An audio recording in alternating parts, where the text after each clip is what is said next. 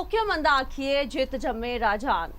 ਇਹ ਗੁਰਬਾਣੀ ਦੀ ਤੁਕ ਗੁਰੂ ਨਾਨਕ ਪਾਤਸ਼ਾਹ ਦੇ ਸ਼ਬਦ ਬਹੁਤ ਜ਼ਿਆਦਾ ਅਹਿਮ ਅੱਜ ਦੀ ਤਾਰੀਖ ਵਿੱਚ ਹੋਰ ਹੋ ਜਾਂਦੇ ਨੇ, ਕਿਉਂਕਿ ਅੱਜ ਆਪਾਂ ਮਨਾਉਣ ਜਾ ਰਹੇ ਹਾਂ ਇੰਟਰਨੈਸ਼ਨਲ ਮਹਿਲਾ ਦਿਵਸ। ਔਰ ਅੱਜ ਆਪਾਂ ਗੱਲ ਕਰਾਂਗੇ ਮਹਿਲਾਵਾਂ ਦੀ, ਮਹਿਲਾਵਾਂ ਦੇ ਮੁੱਦਿਆਂ ਦੀ ਔਰ ਮਹਿਲਾ ਸਸ਼ਕਤੀਕਰਨ ਦੀ ਵੀ। ਔਰ ਮੇਰੇ ਨਾਲ ਇੱਕ ਬਹੁਤ ਹੀ ਪਾਵਰਫੁਲ ਪੈਨਲ ਜਿਹੜਾ ਹੈਗਾ ਉਹ ਜੁੜ ਚੁੱਕਿਆ ਹੈ। ਸਭ ਤੋਂ ਪਹਿਲਾਂ ਮੈਂ ਉਹ ਸਾਰਿਆਂ ਦੀ ਇੰਟਰੋਡਕਸ਼ਨ ਕਰਾ ਦਿੰਦੀ ਹੈਗੀ ਆ।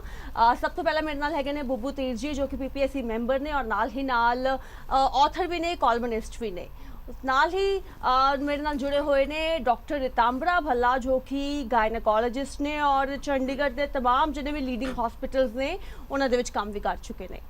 और जसमीत के शान भी मेरे नाल जुड़ चुके हैं, जो कि चंडीगढ़ के सब तो पहले महिला कोरियोग्राफर भी ने। और चौथे मेहमान जोड़े मेरे नाल जुड़े ने उन्हें सरबजीत कौर, जो कि एडवोकेट है। सो आप डिस्कशन जी है शुरू करते हैं जी। आप सारे आई थिंक वर्किंग वूमेन है और तुसीं ये दसो कि कितना औखा रहिंदा है जो आप प्रोफैशनल लाइफ नूं देखना हुंदा है और पर्सनल लाइफ नूं देखना हुंदा है, और तुहानूं लगदा कि कोऑर्डिनेशन बहुत मुश्किल हो जाती है, या थोड़े रिश्तेदार थोड़ी फैमिली थानू एक्यूज करती है कि तुसी एक अच्छी माँ नहीं है या अच्छी बेटी नहीं है, क्योंकि अपना सारा टाइम तुसी प्रोफैशनल वर्ल्ड दे विच दे रहे हो? मेरा ख्याल है थोड़ी जी जिहड़ी गल है वो तुहाडी अपनी शख्सियत ते डिपेंडेंट है कि you have to stop being apologetic about being career oriented.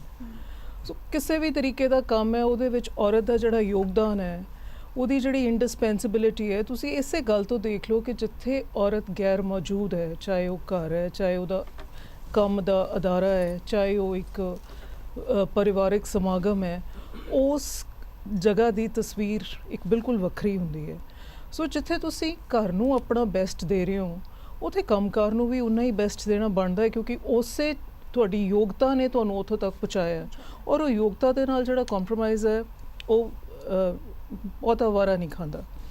ਇਸ ਕਰਕੇ ਕਿਤੇ ਨਾ ਕਿਤੇ ਤੁਹਾਨੂੰ ਆਪਣੀ ਪਰਸਨੈਲਿਟੀ ਦੇ ਵਿੱਚ ਇੱਕ ਬੈਲੈਂਸ ਆਪਣੇ ਆਪ ਇੱਕ ਬਿਠਾਉਣਾ ਪੈਂਦਾ ਹੈ, ਤਾਂ ਕਿ ਜੋ ਵੀ ਤੁਸੀਂ ਕਰ ਰਹੇ ਹੋ ਉਹ ਤੁਸੀਂ you are not answerable to the society as much as you are answerable to yourself।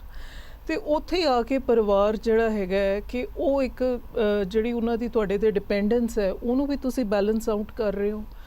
ਤੁਸੀਂ ਆਪਣੇ ਆਪ ਦੇ ਨਾਲ ਵੀ ਇਨਸਾਫ ਕਰ ਰਹੇ ਹੋ, ਆਪਣੀ ਯੋਗਤਾ ਦੇ ਨਾਲ ਵੀ ਇਨਸਾਫ ਕਰ ਰਹੇ ਹੋ, ਤੇ ਹੌਲੀ ਹੌਲੀ ਮੇਰਾ ਖਿਆਲ ਹੈ ਸਭ ਨੂੰ ਆਦਤ ਪੈ ਜਾਂਦੀ ਹੈ ਇਸ ਗੱਲ ਦੀ। ਪਰ ਜਿੱਥੇ ਤੁਸੀਂ ਕਿਤੇ ਆਪ ਇਸ ਗੱਲ ਤੋਂ ਪਿੱਛੇ ਹਟਦੇ ਹੋ, ਉਸ ਕਮਿਟਮੈਂਟ ਲੈਵਲ ਨੂੰ ਘਟਾਉਂਦੇ ਹੋ, ਉੱਥੇ ਤਾਂ ਫਿਰ ਉਹ ਸਾਰਾ ਬੈਲੈਂਸ ਜਿਹੜਾ ਹੈਗਾ ਉਹ ਇੱਕ ਵਾਰੀ ਤਾਂ ਵਿਗੜ ਜਾਂਦਾ। ਬਿਲਕੁਲ।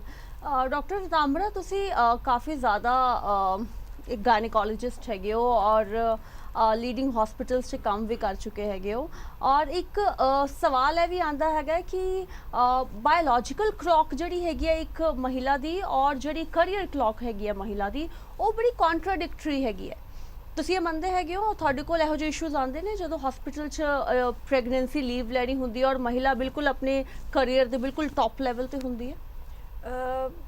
ਬਾਇਓਲੋਜੀਕਲ ਕਲੌਕ ਸ਼ੁਰੂ ਤੋਂ ਹੀ ਅਫੈਕਟ ਕਰਦੀ ਹੈ, ਰਾਈਟ ਫਰੋਮ ਦ ਟਾਈਮ ਤੁਸੀਂ ਪੜ੍ਹਾਈ ਕਰ ਰਹੇ ਹੋ। ਸੋ ਜੇ ਪੀਰੀਅਡ ਸ਼ੁਰੂ ਹੁੰਦੇ ਪੇਨ ਹੁੰਦੀ ਹੈ, ਬੱਚੇ ਅਕਸਰ ਛੁੱਟੀ ਲੈ ਸਕਦੇ। ਜੇ ਤੁਸੀਂ ਕਿਸੇ ਪ੍ਰੋਫੈਸ਼ਨਲ ਕਾਲਜ ਜਾਂ ਪ੍ਰੋਫੈਸ਼ਨਲ किसी चीज़ काम कर रहे हो, then it becomes very difficult to go and ask for a leave, right? So that is where it starts from the beginning. So ਜਦੋਂ maternity ਦੀ ਗੱਲ ਆਉਂਦੀ ਹੈ, yes ਵੱਡੀਆਂ ਵੱਡੀਆਂ ਗੱਲਾਂ ਹੈ ਕਿ ਤੁਸੀਂ ਕਹੋ ਕਿ ਜੀ 6 ਮਹੀਨੇ exclusive breastfeed ਕਰਨੀ ਹੈ, and if you are working in a corporate like mine or if you are working in a college where you have only 3 months ਛੁੱਟੀ, ਫਿਰ ਤੁਸੀਂ ਕੀ ਕਰੋਗੇ?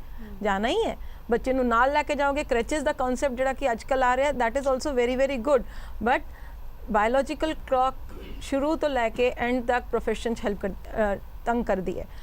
ਮੈਨੋਪੌਜ਼ ਦੇ ਨੇੜੇ ਤੇੜੇ ਜਦੋਂ ਤੁਸੀਂ ਜਾਓ, again you have a issue, you become very very what do you say mood swings ਹੋ ਜਾਂਦੇ। ਇਨ ਕੇਸ ਤੁਹਾਡਾ ਬਿਲਕੁਲ ਹੀ ਮਨ ਨਹੀਂ ਕਰਦਾ, ਤੁਹਾਡਾ ਡਿਪਰੈਸ਼ਨ ਵੱਲ ਜਾਂਦਾ, and you have to be at your as ma'am said ਕਿ ਤੁਸੀਂ ਪਰਫੈਕਟ ਆਪਣਾ ਪ੍ਰੋਫੈਸ਼ਨ 'ਚ ਦੇਣਾ ਚਾਹੁੰਦੇ ਹੋ। So to balance both the things it becomes a very tough job ਕਿ ਤੁਸੀਂ ਆਪਣਾ ਘਰ ਦਾ ਵੀ ਕੰਮ ਕਰਨਾ ਹੈ। ਇੱਕ ਬੜੀ ਵਧੀਆ ਜੀ ਸਟੋਰੀ ਹੈ, ਰਾਈਟ? ਐਜ਼ ਵਰਕਿੰਗ ਵੂਮੈਨ ਅਸੀਂ ਕੀ ਚਾਹੁੰਦੇ ਹਾਂ? We want to give our 100% to the family, and we start in the morning at 6 o'clock, all of us, maybe earlier, and start cooking ਸਾਰਾ ਖਾਣਾ ਬਣਾ ਕੇ ਸਾਰਿਆਂ ਦੇ ਡੱਬੇ ਪੈਕ ਕਰਕੇ ਆਪਣਾ ਜੇ ਥੋੜਾ ਜਿਹਾ ਬਚ ਜਾਏ ਜਿੰਨਾ ਵੀ ਬਚ ਗਿਆ ਆਪਣੇ ਲਈ ਪਾ ਕੇ ਫਿਰ ਆਪਾਂ ਵੀ ਸਟਾਰਟ ਰਨਿੰਗ ਉੱਥੇ ਜਾ ਕੇ you get time you may not get time to eat but you run back home and try to cook for the evening and then what in the end you burn out when you burn out a lot after a long time you feel कि हुन मैं कुछ नहीं कर सकती but we as women we must remember Gita च भी लिखा है everywhere it is self you cannot forget your own self so my only thing to all my patients who come to me for pregnancy or for any mood swings or any hormonal issues I tell them first think about yourself when you go up I mean if you go and are answerable to God is going to say भैया आपको एक ही शरीर दिया था what did you do with that शरीर you can't at that point of time and this is a way of putting it you can't at that point of time say कि नहीं मैं तो अपने पति की सेवा कर रही थी मैं सास की सेवा कर रही थी मैं बच्चे देख रही थी और अपने आप को रोल के बैठ गई right so there are ladies who come and say मेरी गोडे दुखदे जी मैं सैर किद्दां करा सारी उम्र असी बहुत कम किया जी बहुत करदे सी हुण नहीं हुंदा हुण इस करके नहीं हुंदा बिकॉज जदों एक्सरसाइज करन दा time see you never looked after yourself true you were running around trying to make sure that everyone around you is happy and what about you forgot about yourself ਬਿਲਕੁਲ ਮਹਿਲਾਵਾਂ ਆਪਣੇ ਆਪ ਨੂੰ ਭੁੱਲ ਜਾਂਦੀਆਂ ਹੈਗੇ ਨੇ ਕਿਉਂਕਿ ਉਹਨਾਂ ਦਾ ਸਾਰੀ એનર્ਜੀ ਜਿਹੜੀ ਹੈ ਉਹ ਦੂਸਰਿਆਂ ਨੂੰ ਜਿਹੜਾ ਹੈਗਾ ਕਰਨ ਚ ਲੱਗ ਜਾਂਦੀ ਹੈ ਜਸਮੀਤ ਮੈਂ ਤੁਹਾਡੇ ਤੋਂ ਜਾਨਣਾ ਚਾਹੁੰਦੀ ਹਾਂ ਸਿੰਸ ਯੂ ਆਰ ਤੁਸੀਂ ਕੋਰੀਓਗ੍ਰਾਫਰ ਹੈਗੇ ਹੋ ਚੰਡੀਗੜ੍ਹ ਦੇ ਪਹਿਲੇ ਮਹਿਲਾ ਕੋਰੀਓਗ੍ਰਾਫਰ ਸਭ ਤੋਂ ਪਹਿਲਾਂ ਜਦੋਂ ਤੁਸੀਂ ਸ਼ੁਰੂ ਕੀਤਾ ਸੋ ਕਿਸ ਤਰੀਕੇ ਦੇ ਨਾਲ ਦੇਖਦੇ ਨੇ ਲੋਕ ਕਿ ਇੱਕ ਮਹਿਲਾ ਹੈ ਉਹ ਕੋਰੀਓਗ੍ਰਾਫਰ ਬਣ ਸਕਦੀ ਹੈ ਜਾਂ ਐਂਟਰਪ੍ਰੀਨਿਓਰ ਬਣ ਸਕਦੀ ਹੈ ਕਰ ਸਕੇਗੀ ਨਹੀਂ ਕਰ ਸਕੇਗੀ ਚੈਲੰਜਸ ਫੇਸ ਕੀਤੇ ਤੁਸੀਂ ਕੁਝ ਐਬਸੋਲੂਟਲੀ ਸਭ ਤੋਂ ਪਹਿਲਾ ਚੈਲੰਜ ਤਾਂ ਆਪਣੇ ਲਈ ਹੁੰਦਾ ਹੈ ਕਿ ਮੈਂ ਆਪਣੇ ਆਪ ਨੂੰ ਕਿੱਥੇ ਤੱਕ ਲੈ ਕੇ ਜਾ ਸਕਦੀ ਹਾਂ ਇੱਕ ਅਨਕਨਵੈਨਸ਼ਨਲ ਪ੍ਰੋਫੈਸ਼ਨਲ ਫਾਰਮੈਟ ਵਿੱਚ ਤੇ ਉਹਦੇ ਵਿੱਚ your passion can become your profession but it is a tricky road you know passion ਇੱਕ ਇਹੋ ਜਿਹੀ ਚੀਜ਼ ਹੁੰਦੀ ਜਿੱਥੇ ਤੁਸੀਂ ਜਾ ਕੇ ਖੁਸ਼ ਹੁੰਦੇ ਹੋ ਯੂ ਨੋ ਬਟ ਜੇ ਤੁਸੀਂ ਉਹਨੂੰ ਪ੍ਰੋਫੈਸ਼ਨ ਬਣਾ ਲਓ then you don't know where to go next you know which area to go ਤੇ ਉਸ ਲਈ ਮੈਂ ਮੇਰਾ ਜਿਹੜਾ ਫੋਕਸ ਰਿਹਾ ਸੀਗਾ ਮੈਂ ਹਮੇਸ਼ਾ ਡਾਂਸ ਕਰਦੀ ਰਹੀ ਪਰ ਜਦੋਂ ਮੈਂ ਕਾਰਪੋਰੇਟ ਜੌਬ ਛੱਡੇ ਜਾਂ ਜਦੋਂ ਅਸੀਂ ਪੋਸਟ ਗ੍ਰੈਜੂਏਸ਼ਨ ਤੋਂ ਬਾਅਦ ਨਿਕਲਦੇ ਹਾਂ ਪੇਰੈਂਟਸ ਦਾ ਇੱਕ ਡ੍ਰੀਮ ਹੁੰਦਾ ਹੈ ਯੂ ਨੋ ਦੈਟ ਇੱਕ 9 to 5 ਜੌਬ ਹੋਏ ਇੱਕ ਫਿਕਸਡ ਇਨਕਮ ਹੋਏ so that you can plan your life accordingly you know but ਮੈਂ ਸਾਰਾ ਕੁਝ ਕਰਕੇ ਦੇਖਿਆ ਕਿੱਥੇ ਵੀ ਸਵੇਰੇ ਉੱਠਣ ਦਾ ਜੀ ਨਹੀਂ ਕਰਦਾ ਸੀ ਤੇ ਉਹ ਨਾ ਜੀ ਨਾ ਕਰਨਾ ਕੰਮ ਤੇ ਤੁਸੀਂ ਬਹੁਤ ਚੰਗੇ ਹੋ ਤੁਹਾਨੂੰ ਪ੍ਰੇਜ਼ ਮਿਲ ਰਹੀ ਹੈ ਤੁਹਾਡੇ ਬੌਸਸ ਬੜੇ ਖੁਸ਼ ਨੇ ਪਰ ਤੁਸੀਂ ਖੁਸ਼ ਨਹੀਂ ਹੋ ਯੂ ਨੋ ਸੋ ਉੱਥੋਂ ਸੈਲਫ ਡਿਸਕਵਰੀ ਸ਼ੁਰੂ ਹੋਈ ਤੇ ਮੇਰੇ dancing the journey always on सीगी always during school during college मैं पॉकेट मनी बनती सीगी बेसिकली तो वो मैं फादर ने साहब ने एक बार कहा कि मैं ना ये 2 घंटे बड़ा इंजॉय करदी हाँ दिन अपना जो मेरा 2 घंटे होंगे डांस के वो मैंने बहुत पसंद ने then my full day of job and he said करी जाओ बट जॉब तो पक्के रहो you know अपना but when I started now it's the 11th year I remember my dad starting which उन्होंने एक गल कही सी बेटा नाचने वाला एक काम is not it's not a decent job ਜਦੋਂ ਮੈਂ lawyer ਵੀ ਬਣਨਾ ਸੀ ਉਹਨਾਂ ਨੇ ਇੱਕ ਵਾਰੀ ਮੈਨੂੰ ਕਿਹਾ ਸੀ ਕਿ maybe you're not that kind that you'll fit into that hierarchy ਬੜੇ ਸੌਖੇ ਤਰੀਕੇ ਨਾਲ but after 6 years of me in the industry ਉਹਨਾਂ ਦਾ mindset change ਕਰਨਾ is our responsibility and I take that ownership over myself ਕਿ ਮਾਂ-ਬਾਪ ਕੁਝ ਆਪਣੇ ਐਕਸਪੀਰੀਐਂਸਸ ਨਾਲ ਆਉਂਦੇ ਨੇ ਸੋਸਾਇਟੀ ਕੁਝ ਆਪਣੇ ਐਕਸਪੀਰੀਐਂਸਸ ਨਾਲ ਆਉਂਦੀ ਹੈ ਬ੍ਰਦਰ ਸਿਸਟਰਸ ਦਾ ਆਪਣੀ ਸਟੋਰੀ ਹੈਗੀ ਹੈ ਤੁਸੀਂ ਆਪਣੀ ਸਟੋਰੀ ਜੇ ਨਹੀਂ ਪਛਾਣ ਸਕਦੇ ਉਹਦੇ ਵਿੱਚ ਉਹਨਾਂ ਦਾ ਕੋਈ ਰੋਲ ਨਹੀਂ ਹੈਗਾ ਯੂ ਨੋ ਉਹ ਤਾਂ ਕਹਿਣਗੇ ਕਿ ਉਹ ਚੀਜ਼ਾਂ ਕਰੋ ਜਿਹੜੀ conventionally proven ਹੈ but to prove myself I remember 5 years down the lane we were at a party and ਮੇਰੇ father ਸਾਹਿਬ ਦੇ ਸਾਹਮਣੇ ਕਿਸੇ ਨੇ ਪੁੱਛਿਆ ਤੁਸੀਂ ਕੀ ਕਰਦੇ ਹੋ ਬੇਟਾ and he was explaining what I do you know and that was my success so yes challenges ਹੁੰਦੇ ਨੇ workspace ਤੇ challenge ਹੁੰਦੇ ਨੇ when you're heading a huge team and mainly men you know ਤੇ ਉਹਨਾਂ ਨਾਲ ਉਹ ਰੈਪੋ ਬਣਾ ਕੇ ਰੱਖਣੀ that they give you the kind of respect that you need yet they are working for you and ਜਿਸਮੇ ਤਾਂ ਵੀ ਹੁੰਦਾ ਕਿ you know ਇੱਕ ਲੇਡੀ ਬੌਸ ਹੈ ਉਹ ਸਾਨੂੰ ਜਿਹੜਾ ਹੈਗਾ ਡਿਕਟੇਟ ਕਰ ਰਹੀ ਹੈਗੀ ਹੈ ਸੋ ਇੱਕ ਕੋਈ ਡਾਇਕੋਟਮੀ ਵੀ ਆਂਦੀ ਹੈਗੀ ਹੈ ਕਿ ਮੈਂ ਇੱਕ ਲੇਡੀ ਬੌਸ ਨੂੰ ਕਿਉਂ ਸੁਣਾ definitely it depends again you can't monitor ਕਿਹੜਾ EMPLOYE ਕਿੱਥੋਂ ਆ ਰਿਹਾ ਹੈ ਕਿਹੜੇ ਬੈਕਗ੍ਰਾਉਂਡ ਤੋਂ ਆ ਰਿਹਾ ਯੂ نو ਤੇ ਉਹਨਾਂ ਨੂੰ ਘਰ 'ਚ ਕਿਸੇ ਔਰਤ ਦੀ ਸੁਣਨ ਦੀ ਆਦਤ ਨਹੀਂ ਹੈ ਜੇ ਤੇ ਸਡਨਲੀ ਇੱਕ ਲੇਡੀ ਦਿਖਦੀ ਹੈ ਜਿਹਨੂੰ ਸਾਰੇ ਸੁਣ ਰਹੇ ਨੇ ਤੇ ਉਹ ਰੀਐਡਜਸਟ ਹੁੰਦੇ ਨੇ ਤੁਹਾਡੇ ਸਿਸਟਮ 'ਚ ਐਂਡ ਉਹਨਾਂ ਨੂੰ ਟਾਈਮ ਲੱਗਦਾ and you have to be very careful at your work space that ਕਿਹੜੀ ਵਰਡ ਦਾ ਕਿਹੜਾ ਇੰਟਰਪ੍ਰੀਟੇਸ਼ਨ ਕਿੱਦਾਂ ਨਿਕਲੇਗਾ so that all these struggles, I think it is also for men. In a female office, if there are less men, they will also have that same problem. But I think we should just be more excited about living together, True. and it just gets you so many solutions. True Yeah. ਸੋ ਸਰਬਜੀਤ ਜੀ ਤੁਹਾਡੇ ਨਾਲ ਮੈਂ ਪਹਿਲੇ ਸਵਾਲ ਤੁਹਾਨੂੰ ਪੁੱਛਾਂ ਸਭ ਤੋਂ ਪਹਿਲਾਂ ਤਾਂ ਇਹ ਹੈ ਕਿ ਜਦੋਂ ਲੀਗਲ ਕੋਰੀਡੋਰਸ ਦੇ ਵਿੱਚ ਆਪਾਂ ਜਾਂਦੇ ਹੈਗੇ ਆ ਸੋ ਕਿੰਨਾ ਕੁ ਔਖਾ ਰਹਿੰਦਾ ਇੱਕ ਮਹਿਲਾ ਦੇ ਲਈ ਕਿ ਉਹ ਸਭ ਤੋਂ ਪਹਿਲਾਂ ਇਹ ਪ੍ਰੋਫੈਸ਼ਨ ਚੂਜ਼ ਕਰੇ ਔਰ ਅਗਰ ਆਪਾਂ ਪੂਰੇ ਪੰਜਾਬ ਔਰ ਹਰਿਆਣਾ ਹਾਈ ਕੋਰਟ ਦੀ ਵੀ ਗੱਲ ਕਰੀਏ ਜੋ ਕਿ ਪੂਰੇ ਪੰਜਾਬ ਹਰਿਆਣਾ ਔਰ ਚੰਡੀਗੜ੍ਹ ਦੇ ਕੇਸਿਸ ਨੂੰ ਡੀਲ ਕਰਦਾ ਹੈ ਤਾਂ ਉਹਦੇ 'ਚ ਸਿਰਫ 3 ਸੀਨੀਅਰ ਐਡਵੋਕੇਟਸ ਮਹਿਲਾਵਾਂ ਹੈਗੀਆਂ ਨੇ ਜਿਨ੍ਹਾਂ ਨੂੰ ਡੈਜ਼ਿਗਨੇਟ ਕੀਤਾ ਹੋਇਆ ਕਿ ਉਹ ਸੀਨੀਅਰ ਐਡਵੋਕੇਟਸ ਹੈਗੇ ਨੇ ਬਾਕੀ ਮਹਿਲਾਵਾਂ ਜਿਹੜੀਆਂ ਹੈਗੇ ਨੇ ਤੁਹਾਨੂੰ ਲੱਗਦਾ ਹੈ ਕਿ ਇੱਕ ਡਿਸਕ੍ਰਿਮੀਨੇਸ਼ਨ ਜ਼ਰੂਰ ਹੈਗੀ ਹੈ ਕਿਉਂਕਿ ਬਹੁਤ ਸਾਰੀਆਂ ਮਹਿਲਾਵਾਂ ਹੈਗੀਆਂ ਨੇ ਜਿਹੜੀਆਂ ਕਿ ਇਸ ਪ੍ਰੋਫੈਸ਼ਨ ਦੇ ਵਿੱਚ ਨੇ ਲੇਕਿਨ ਸਿਰਫ 3 ਡੈਜ਼ਿਗਨੇਟਿਡ ਸੀਨੀਅਰ ਐਡਵੋਕੇਟਸ ਨੇ ਹੁਣੇ ਤੱਕ ਦੇਖੋ ਪ੍ਰੋਫੈਸ਼ਨ ਦੇ ਵਿੱਚ ਕੰਪੀਟੀਸ਼ਨ ਸਟਰੈਂਥ ਬਹੁਤ ਜ਼ਿਆਦਾ ਹੋ ਚੁੱਕੀ ਹੈ ਫੀਮੇਲਸ ਬਹੁਤ ਜ਼ਿਆਦਾ ਲਾਅ ਗ੍ਰੈਜੂਏਟ ਹੋ ਗਈਆਂ ਨੇ ਪ੍ਰੋਫੈਸ਼ਨ ਜੁਆਇਨ ਕਰ ਗਈਆਂ ਨੇ ਪਰ ਪ੍ਰੋਬਲਮ ਇੱਥੇ ਇਹ ਹੈ ਕਿ ਸਾਡੇ ਕਈ ਤਾਂ ਫੈਮਿਲੀ ਪ੍ਰੋਫੈਸ਼ਨਸ ਤੋਂ ਹੈ ਕਈ ਇੰਡੀਵਿਜੂਅਲੀ ਫਸਟ ਟਾਈਮ ਆਪਣੇ ਪ੍ਰੋਫੈਸ਼ਨ ਨੂੰ ਟੇਕ ਅਪ ਕਰਦੀਆਂ ਹੈਗੀਆਂ ਇਸ ਪ੍ਰੋਫੈਸ਼ਨ ਦੀ ਇਹੀ ਇੱਕ ਮੇਨ ਪ੍ਰੋਬਲਮ ਹੈਗੀ ਜਿਹੜੇ ਨੂੰ ਕੋਈ ਗਾਈਡੈਂਸ ਹੀ ਨਹੀਂ ਹੈ ਗਾਈਡਿੰਗ ਫੋਰਸ ਹੀ ਨਹੀਂ ਹੈਗੀ ਉਹਨਾਂ ਲਈ ਬਹੁਤ ਔਖਾ ਹੈ ਇੱਥੇ ਐਗਜ਼ਿਸਟ ਕਰਨਾ ਜਿਹੜਾ ਬਹੁਤ ਕੌਨਫੀਡੈਂਟ ਹੈ ਜਿਹੜੇ ਬੱਚੇ ਨੂੰ ਪੂਰੀ ਸਪੋਰਟ ਦਿੱਤੀ ਜਾਂਦੀ ਹੈ ਫੈਮਿਲੀ ਵੱਲੋਂ ਜਾਂ ਪ੍ਰੋਫੈਸ਼ਨ 'ਚ ਕਿਸੇ ਸੀਨੀਅਰ ਦੇ ਨਾਲ ਆ ਕੇ ਉਹਨੂੰ ਬੂਸਟ ਮਿਲਦਾ ਹੈ ਉਹਨੂੰ ਸਮਝ ਆ ਜਾਂਦੀ ਹੈ ਮੈਂ ਕਿੱਧਰ ਨੂੰ ਜਾਣਾ ਉਹ ਤਾਂ ਅੱਗੇ ਵੱਧ ਜਾਂਦਾ ਹੈ ਜਿਹੜੀ ਬੰਦੇ ਨੂੰ ਕੋਈ ਸਪੋਰਟ ਨਹੀਂ ਹੈ ਉਸ ਦੇ ਲਈ ਬਹੁਤ ਔਖਾ ਇੱਥੇ ਐਗਜ਼ਿਸਟ ਕਰਨਾ ਕਿਉਂਕਿ ਕੰਮ ਤਾਂ ਬਾਹਰੋਂ ਆਣਾ ਹੈ ਕੰਮ ਕਿੱਥੋਂ ਲੈ ਕੇ ਆਣਾ ਹੈ ਇਹ ਦੁਕਾਨਦਾਰੀ ਤਾਂ ਹੈ ਨਹੀਂ ਜਿੱਥੇ ਆਵਾਜ਼ਾਂ ਮਾਰ ਕੇ ਕੰਮ ਲੈਣਾ ਹੈ ਪ੍ਰੋਫੈਸ਼ਨਲੀ ਜੂਨੀਅਰਸ਼ਿਪ ਕਰਦੇ ਆ ਮੈਜੋਰਿਟੀ ਗਰਲਸ ਜੂਨੀਅਰ ਦੇ ਵਿੱਚ ਰਹਿ ਜਾਂਦੀਆਂ ਜਿਹੜੀਆਂ ਕੁੜੀਆਂ ਅੱਗੇ ਆਈਆਂ ਹੈਗੀਆਂ ਸਾਡੇ ਸੀਨੀਅਰ ਜਿਹੜੀ ਮੈਡਮ ਤੁਸੀਂ ਕਹਿੰਦੇ ਹੋ ਲਿਸਟ ਜਿਹੜੀ ਹੈਗੀ ਹੈ ਸਾਡੇ ਡੈਜ਼ਿਗਨੇਸ਼ਨ ਦੀ ਉਹ ਸਾਡੀ ਇਸ ਤੇ ਨਹੀਂ ਮੈਟਰ ਕਰਦੀ ਕਿ ਸਾਡੇ ਅਸੀਂ ਕੀ ਕੰਮ ਕਰ ਰਹੇ ਹਾਂ ਇਹ ਇੱਕ ਸਾਡਾ ਸੀਨੀਅਰਿਟੀ ਜਿਹੜੀ ਹੈਗੀ ਹੈ ਤੁਸੀਂ ਤੁਹਾਡੀ ਅਪੀਅਰੈਂਸਿਸ ਬਿਫੋਰ ਦਾ ਕੋਰਟ ਤੁਹਾਡੇ ਟੈਕਸਸ ਕਿੰਨੇ ਪੇ ਕਰ ਰਹੇ ਹੋ ਕਿੰਨੀ ਅਰਨਿੰਗ ਹੈ ਐਨੂਅਲ ਇਹ ਚੀਜ਼ਾਂ ਮੋਰ ਮੈਟਰ ਕਰਦੀਆਂ ਹੈ ਤੁਹਾਡੀ ਕਿੰਨੀ ਪੁਸ਼ ਹੈ ਕਿ ਤੁਸੀਂ ਉੱਥੇ ਤੱਕ ਪਹੁੰਚ ਸਕਦੇ ਹੋ ਜਾਂ ਤੁਹਾਡੀ ਕਿੰਨੀ ਕੁ ਪਛਾਣ ਹੈ ਹੁਣ ਇੱਥੇ ਮੈਂ 65 ਬੈਚਸ 1965 ਤੋਂ ਵੀ ਬੈਚ ਹੈ ਸਾਡੇ ਇੱਥੇ ਇੰਨੇ ਬਜ਼ੁਰਗ ਮਤਲਬ ਐਡਵੋਕੇਟਸ ਲੇਡੀ ਐਡਵੋਕੇਟਸ ਸਭ ਤੋਂ ਜ਼ਿਆਦਾ ਚੰਡੀਗੜ੍ਹ ਦੇ ਵਿੱਚ ਹੀ ਪ੍ਰੈਕਟਿਸ ਕਰਦੀਆਂ ਸ਼ੁਰੂ ਤੋਂ ਪਹਿਲਾਂ ਹਾਈ ਕੋਰਟ 'ਚ ਸੀ ਹੁਣ ਡਿਸਟ੍ਰਿਕਟ ਲੈਵਲ ਤੇ ਵੀ ਹੈਗੀਆਂ ਹੁਣ ਤੁਸੀਂ ਦੇਖੋ ਤਾਂ ਸਟਰੈਂਥ ਜਿਹੜੀਆਂ ਮੇਰੇ ਖਿਆਲ ਚੰਡੀਗੜ੍ਹ ਦੇ ਵਿੱਚ ਹੀ 2000-3000 ਕੁੜੀਆਂ ਜਿਹੜੀਆਂ ਹੋਣਗੀਆਂ ਜਿਹੜੀਆਂ ਐਡਵੋਕੇਟ ਹੋਣਗੀਆਂ ਸਾਰੀਆਂ ਨੂੰ ਤਾਂ ਡੈਜ਼ਿਗਨੇਟ ਨਹੀਂ ਕੀਤਾ ਜਾ ਸਕਦਾ ਔਰ ਨਾ ਸਭ ਨੂੰ ਸਪੋਰਟ ਹੈਗੀ ਨਾ ਇੰਨੀ ਨੌਲੇਜ ਹੈਗੀ ਆ ਜਿਹੜਾ ਅੱਗੇ ਵੱਧ ਰਿਹਾ ਉਹੀ ਵੱਧ ਪਾਉਂਦਾ ਹੈਗਾ ਜਾਂ ਕਿਸੇ ਨੂੰ ਪੁਸ਼ ਐਂਡ ਪੁੱਲ ਹੈਗੀ ਆ ਗੋਡਫਾਦਰ ਤੋਂ ਬਿਨਾ ਜਾਂ ਤੁਹਾਡੀ ਗਾਈਡੈਂਸ ਫੈਕਟਰ ਤੋਂ ਬਿਨਾ ਤੁਸੀਂ ਕੁਝ ਨਹੀਂ ਪਹੁੰਚ ਸਕਦੇ ਡੈਜ਼ਿਗਨੇਸ਼ਨ ਨਹੀਂ ਲੈ ਸਕਦੇ ਇਨੀਸ਼ੀਅਲੀ ਕੌਨਫੀਡੈਂਸ ਦੀ ਵੀ ਕਮੀ ਰਹਿੰਦੀ ਹੈਗੀ ਹੈ ਕਿਉਂਕਿ ਇੰਨਾ ਜ਼ਿਆਦਾ ਪੈਟਰੀਆਰਕਲ ਸੋਸਾਇਟੀ ਹੈ ਇਹ ਇੰਨਾ ਮੈਨ ਡੋਮੀਨੇਟਡ ਵਰਲਡ ਹੈਗਾ ਲੀਗਲ ਫੈਟਰਨਿਟੀ ਦੀ ਅਗਰ ਗੱਲ ਕਰੀਏ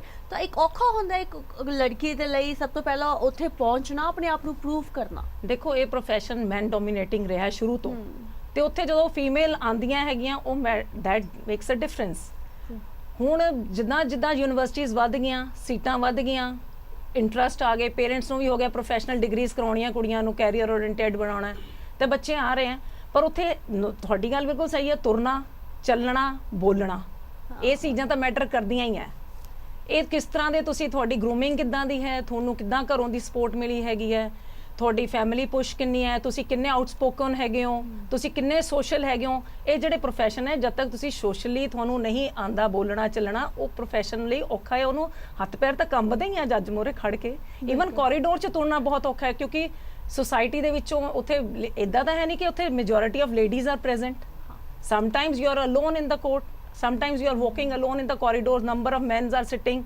ਦੇਖੋ ਤੇ ਕ੍ਰਿਮੀਨਲਸ ਵੀ ਬੈਠੇ ਨੇ ਅਕਿਊਜ਼ਡ ਹੈਗੇ ਸੋਸਾਇਟੀ ਦਾ ਹਰ ਤਰ੍ਹਾਂ ਦਾ ਬੰਦਾ ਹੈ ਕਿਸ ਤਰੀਕੇ ਨਾਲ ਦੇਖ ਰਿਹਾ ਕਿਸ ਨਜ਼ਰੀਏ ਨਾਲ ਦੇਖ ਰਿਹਾ ਉਹ ਮੈਟਰ ਕਰਦਾ ਹੈ ਇਹ ਹੁਣ ਕੌਨਫੀਡੈਂਸ ਕਿੱਦਾਂ ਦਾ ਡਿਵੈਲਪ ਹੋਇਆ ਕਈ ਬੱਚੇ ਸਪੋਰਟਸ ਚੋਂ ਆਉਂਦੇ ਆ ਕੋਈ ਬੱਚੇ ਚੰਗੇ ਟ੍ਰੇਨਡ ਹੈਗੇ ਆ ਚੰਗੇ ਡਿਫਰੈਂਟ ਫੀਲਡਸ ਚੋਂ ਆਉਂਦੇ ਆ ਉਹ ਬੱਚੇ ਨੈਸ਼ਨਲ ਲੈਵਲ ਪਾਰਟਿਸਿਪੇਟਸ ਹੈ ਸਟੇਟ ਲੈਵਲ ਪਾਰਟਿਸਿਪੇਸ਼ਨਸ ਕੀਤੀਆਂ ਉਹਨਾਂ ਦਾ ਕੌਨਫੀਡੈਂਸ ਖੁੱਲ ਜਾਂਦਾ ਜਿਹੜੇ ਬੱਚੇ ਹੁਣ ਬਿਲਕੁਲ ਘਰਾਂ 'ਚ ਬੈਠ ਕੇ ਪੜ੍ਹ ਕੇ ਆਏ ਆ ਜੋ ਪ੍ਰੈਜ਼ੈਂਟ ਸਿਨੈਰੀਓ ਹੈ ਕੀ ਪੜ੍ਹਾਈ ਦਾ ਸਿਨੈਰੀਓ ਹੈ ਅਸੀਂ ਆਨਲਾਈਨ ਬੈਠੇ ਪੜ੍ਹ ਰਹੇ ਹਾਂ ਜਾਂ ਅਸੀਂ ਕਲਾਸ ਲਾਉਂਦੇ ਆ 5 ਵਜੇ ਤੱਕ ਕਲਾਸ ਲੱਗੀ। ਇਵਨ ਪ੍ਰੋਫੈਸ਼ਨਲ ਕਾਲਜਸ ਦਾ ਇਹ ਹਾਲ ਹੋ ਗਿਆ ਕਿ 5 ਵਜੇ ਤੱਕ ਕਲਾਸਾਂ ਲੱਗ ਰਹੀਆਂ ਜਸਟ ਲਾਈਕ ਅ ਸਕੂਲਸ ਉਹਨਾਂ ਦੇ ਵਿੱਚ ਕੋਈ ਚੇਂਜ ਹੀ ਨਹੀਂ ਆ ਰਹੀ ਹੈਗੀ। ਜਿਹੜੀ ਡਾਇਰੈਕਟ ਡਿਗਰੀ ਕਰਤੀ ਇਹਨਾਂ ਨੇ 12ਵੀਂ ਤੋਂ ਬਾਅਦ 5 ਸਾਲਾਂ ਦੀ ਡਿਗਰੀ ਕਰਤੀ, ਮੈਨੂੰ ਲੱਗਦਾ ਉੱਥੇ ਮੈਚਿਓਰਿਟੀ ਲੈਵਲ ਨਹੀਂ ਗਰੋ ਹੁੰਦਾ। ਜੋ ਪਹਿਲਾਂ ਸੀਗਾ ਕਾਲਜ ਜਾਂਦੇ ਸੀ ਡਿਫਰੈਂਟ ਐਟਮੋਸਫੇਅਰ ਮਿਲਦਾ ਸੀ, ਫਿਰ ਯੂਨੀਵਰਸਿਟੀ ਜਾਂਦੇ ਸੀ ਫਿਰ ਡਿਫਰੈਂਟ ਐਟਮੋਸਫੇਅਰ ਹੁੰਦਾ ਸੀਗਾ, ਉੱਥੇ ਇੰਟਰੈਕਸ਼ਨ ਜ਼ਿਆਦਾ ਹੁੰਦੀ ਸੀ। ਹੁਣ ਬੱਚੇ ਜਿਹੜੇ ਆ ਕਨਫਾਈਨਡ ਟੂ, ਮੇਰੇ ਜਿਹੜੇ ਨਾਲ ਦੇ ਚੱਲੇ ਆ ਰਹੇ ਆ ਸਕੂਲ ਟਾਈਮ ਤੋਂ, ਮੈਂ ਉਹਨਾਂ ਦੇ ਨਾਲ ਹੀ ਸਬਜੈਕਟ ਪੜ੍ਹਨਾ, ਮੈਂ ਉਹਨਾਂ ਦੇ ਨਾਲ ਹੀ ਚੱਲਣਾ। ਉਹ ਫਿਰ ਉਹ ਜਿਹੜੀ ਸਿਕਿਉਰਿਟੀਜ਼ ਦੇਖਦੇ ਆ, ਜਿਹੜੇ ਬੱਚੇ ਆਪਣਾ ਸਰਕਲ ਦੇਖਦੇ ਆ, ਉਹ ਬੱਚੇ ਨਹੀਂ ਇੰਨਾ ਕੌਨਫੀਡੈਂਸ ਗੇਨ ਕਰ ਪਾਉਂਦੇ। ਈਵਨ ਪ੍ਰੋਫੈਸ਼ਨ 'ਚ ਮੈਂ ਦੇਖਿਆ ਕੱਲੀ ਕੁੜੀਆਂ ਨਹੀਂ ਤੁਰਦੀਆਂ, ਕਈ ਨਾਲ ਆਪਣੀ ਇੱਕ ਸਹੇਲੀ ਜ਼ਰੂਰ ਹੋਏਗੀ ਜੁਆਇਨ ਕਰਨਗੀਆਂ, ਤਾਂ ਜੂਨੀਅਰ ਨੂੰ ਜੁਆਇਨ ਕਰਨਾ, 2 ਜਣਿਆਂ ਨੂੰ ਜੁਆਇਨ ਕਰਨਾ, ਅਸੀਂ ਇਕੱਲਿਆਂ ਨੇ ਨਹੀਂ ਕਰਨਾ। ਫਿਰ ਤੁਸੀਂ ਜਾਣਾ ਹੈ ਤੇ ਜੀ ਇਕੱਲੇ ਜੇ ਜਾਣਾ ਪੈ ਜਾਏ, ਮੁੰਸ਼ੀ ਦੇ ਨਾਲ ਵੀ ਜਾਣਾ ਪੈ ਜਾਏ, ਤਾਂ ਦੇ ਡੋਂਟ ਫੀਲ ਲਾਈਕ ਦੇ ਡੋਂਟ ਫੀਲ ਕੰਫਰਟੇਬਲ। ਉਹ ਚਾਹੁੰਦੇ ਸਾਡਾ ਸੀਨੀਅਰ ਤੁਰਿਆ ਜਾਵੇ ਪਿੱਛੇ ਪਿੱਛੇ, ਅਸੀਂ ਤੁਰੀ ਜਾਈਏ ਫਾਈਲ ਲੈ ਕੇ। ਬਿਲਕੁਲ ਬਿਲकुल। ਮੈਂ ਇਹ ਚੀਜ਼ਾਂ ਅਗਲਾ ਸਵਾਲ ਮੈਂ ਇਹ ਪੁੱਛਣਾ ਚਾਹ ਰਹੀ ਹਾਂ ਕਿ ਆਪਾਂ ਸਾਰੇ ਜਿਹੜੇ ਹੈਗੇ ਆ ਕਿਸੇ ਨਾ ਕਿਸੇ ਡੈਜ਼ਿਗਨੇਸ਼ਨ ਤੇ ਆ, ਪੋਸਟ ਤੇ ਆ, ਜਿਹੜੀ ਕਿ ਇੱਕ ਬੜੀ ਪਾਵਰਫੁਲ ਪੋਸਟ ਹੈਗੀ ਹੈ। ਸੋ ਮੈਂ ਬੁੱਬੂਤੇਰ ਜੀ ਮੈਂ ਤੁਹਾਡੇ ਤੋਂ ਪੁੱਛਣਾ ਚਾਹੁੰਦੀ ਹਾਂ ਕਿ ਕਦੀ ਪ੍ਰੋਫੈਸ਼ਨਲ ਲਾਈਫ 'ਚ ਡਿਸਕ੍ਰਿਮੀਨੇਸ਼ਨ ਤੁਹਾਨੂੰ ਵੀ ਫੇਸ ਹੋਇਆ ਹੈਗਾ? ਬੀਇੰਗ ਅ ਫੀਮੇਲ ਇੱਕ ਜੈਂਡਰ ਡਿਸਕ੍ਰਿਮੀਨੇਸ਼ਨ ਤੁਸੀਂ ਕਦੀ ਫੀਲ ਕੀਤਾ ਹੈਗਾ? ਦੇਖੋ ਨੇਹਾ, ਆਈ ਥਿੰਕ ਕਿ ਜਦੋਂ ਇੱਕ ਲੜਕੀ ਦਾ ਜਨਮ ਹੁੰਦਾ ਹੈ ਨਾ, ਉਹ ਪਰਿਵਾਰਿਕ ਸੂਤਰਾਂ ਦੇ ਵਿੱਚ ਹੀ ਫਰਦਾਂ ਦੇ ਵਿੱਚ ਹੀ ਉਹਨੂੰ ਇੱਕ ਚੀਜ਼ ਬੜੀ ਨੈਚੁਰਲੀ ਉਹ ਸਿੱਖ ਲੈਂਦੀ ਹੈ, ਉਹ ਹੈ ਇੱਜ਼ਤ ਕਮਾਉਣੀ, ਤਵੱਜੋ ਕਮਾਉਣੀ। For a male child, it comes very naturally in most family setups. खैर मेरा थोड़ा वखरा सी, मैं इको एक औलाद सी अपने माँ बाप की, पर बहुत सारे घरां दे विच एक जॉइंट सैटअप्स दे विच मैं एक गल देखती हुंदी सी कि पढ़ाई वास्ते, नौकरी वास्ते, कामकार वास्ते, what comes to a male very naturally, a woman always had to walk that extra mile to gain that. So ਇੱਥੇ ਇੰਨਾ ਜ਼ਰੂਰ ਹੁੰਦਾ। ਖੈਰ ਉਹੋ ਜਿਹੀ ਗੱਲ ਦਾ ਮੈਨੂੰ ਸਾਹਮਣਾ ਨਹੀਂ ਕਰਨਾ ਪਿਆ, ਬਹੁਤ ਜ਼ਿਆਦਾ ਹੱਦ ਤੱਕ ਨਹੀਂ ਸਾਹਮਣਾ ਕਰਨਾ ਪਿਆ, ਪਰ ਮੈਂ ਦੇਖਦੀ ਰਹੀ ਹਾਂ ਮੇਰੇ ਆਲੇ ਦੁਆਲੇ ਵੀ ਇੱਕ ਵੂਮਨ ਰਾਈਟਰ, ਇੱਕ ਤੁਸੀਂ ਆਵਾਜ਼ ਬਣਦੇ ਹੋ ਉਸ ਗੁੰਗੇ ਸਮਾਜ ਦੀ, ਜਿਹੜੀ ਗੱਲ ਬਹੁਤ ਉਤਲੇ ਲੈਵਲ ਤੱਕ ਪਹੁੰਚਾਉਣ ਦੇ ਕਾਬਿਲ ਨਹੀਂ ਹੁੰਦੀ, ਉਹ ਗੱਲ ਤੁਸੀਂ ਇੱਕ ਠਰਮੇ ਦੇ ਨਾਲ ਇੱਕ ਸੁਚੱਜੇ ਪਲੇਟਫਾਰਮ ਦੇ ਉੱਤੇ ਪੇਸ਼ ਕਰਦੇ ਹੋ।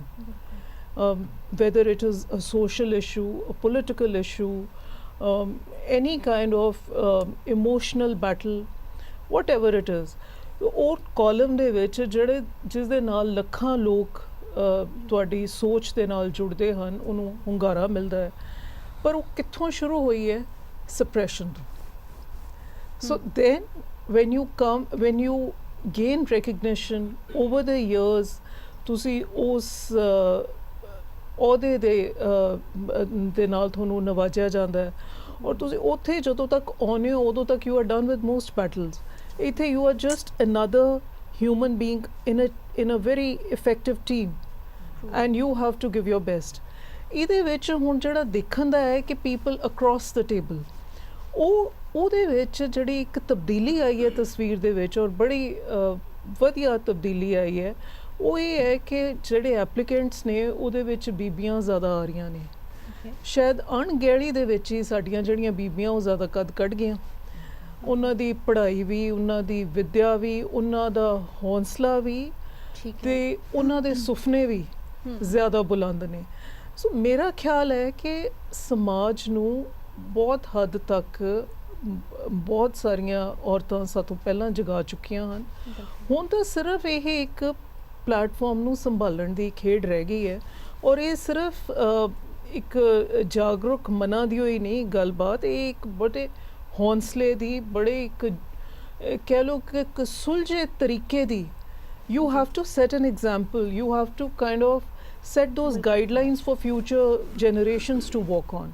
ਹੁਣ ਉਹ ਮੌਕਾ ਆ ਚੁੱਕਿਆ। ਬਿਲਕੁਲ ਆਪਾਂ ਬਿਲਕੁਲ ਬਬੂਤੇਰ ਜੀ, ਇਹੀ ਮੈਂ ਗੱਲ ਸੋਚ ਰਹੀ ਸੀ ਕਿ ਇੰਨਾ ਨੈਗੇਟਿਵ ਹੋ ਕੇ ਆਪਾਂ ਬਿਲਕੁਲ ਅੱਗੇ ਨਹੀਂ ਚੱਲ ਸਕਦੇ, ਕਿਉਂਕਿ ਬਹੁਤ ਸਾਰੀਆਂ ਚੀਜ਼ਾਂ ਬਹੁਤ ਬਿਹਤਰ ਹੋਈਆਂ ਨੇ। ਜਿੱਦਾਂ ਤੁਸੀਂ ਕਿਹਾ ਕਿ ਸਾਡੇ ਤੋਂ ਪਹਿਲਾਂ ਵੀ ਬਹੁਤ ਔਰਤਾਂ ਜਿਹੜੀਆਂ ਨੇ ਉਹ ਜਗਾ ਚੁੱਕੀਆਂ ਹੈਗੀਆਂ ਸਮਾਜ ਨੂੰ। ਡਾਕਟਰ ਭੱਲਾ, ਤੁਹਾਨੂੰ ਮੈਂ ਸਵਾਲ ਪੁੱਛਣਾ ਚਾਹੁੰਦੀ ਹਾਂ, ਤੁਸੀਂ ਗਾਇਨੋਕੋਲੋਜਿਸਟ ਹੈਗੇ ਹੋ ਔਰ ਹੁਣੇ ਵੀ, ਕਿਉਂਕਿ ਆਪਾਂ ਇਹ ਕਹਿੰਦੇ ਆ ਕਿ 21st ਸੈਂਚੁਰੀ 'ਚ ਆਪਾਂ ਆ ਚੁੱਕੇ ਹਾਂ, ਲੇਕਿਨ ਲੱਗਦਾ ਕਿ ਹੁਣੇ ਵੀ ਇੱਕ ਮੇਲ ਪ੍ਰੈਫਰੈਂਸ ਜਿਹੜੀ ਹੈਗੀ ਹੈ, ਇੱਕ ਬੱਚਾ ਜਿਹੜਾ ਉਹ ਮੇਲ ਪੈਦਾ ਹੋਣਾ ਚਾਹੀਦਾ ਹੈ ਔਰ ਫੀਮੇਲ ਦੇ ਲਈ ਹੁਣੇ ਵੀ ਜਿਹੜੇ ਜਦੋਂ ਹੁੰਦੀ ਹੈ, ਜਦੋਂ ਇੱਕ ਲੜਕੀ ਪੈਦਾ ਹੁੰਦੀ ਹੈ ਤਾਂ ਮੂੰਹ ਜਿਹੜੇ ਨੇ ਉਹ ਢਿੱਲੇ ਹੋ ਜਾਂਦੇ ਨੇ। ਤੁਹਾਨੂੰ ਲੱਗਦਾ ਹੁਣੇ ਪ੍ਰੈਫਰੈਂਸ ਹੈਗੀ ਹੈ, ਮੇਲ ਪ੍ਰੈਫਰੈਂਸ?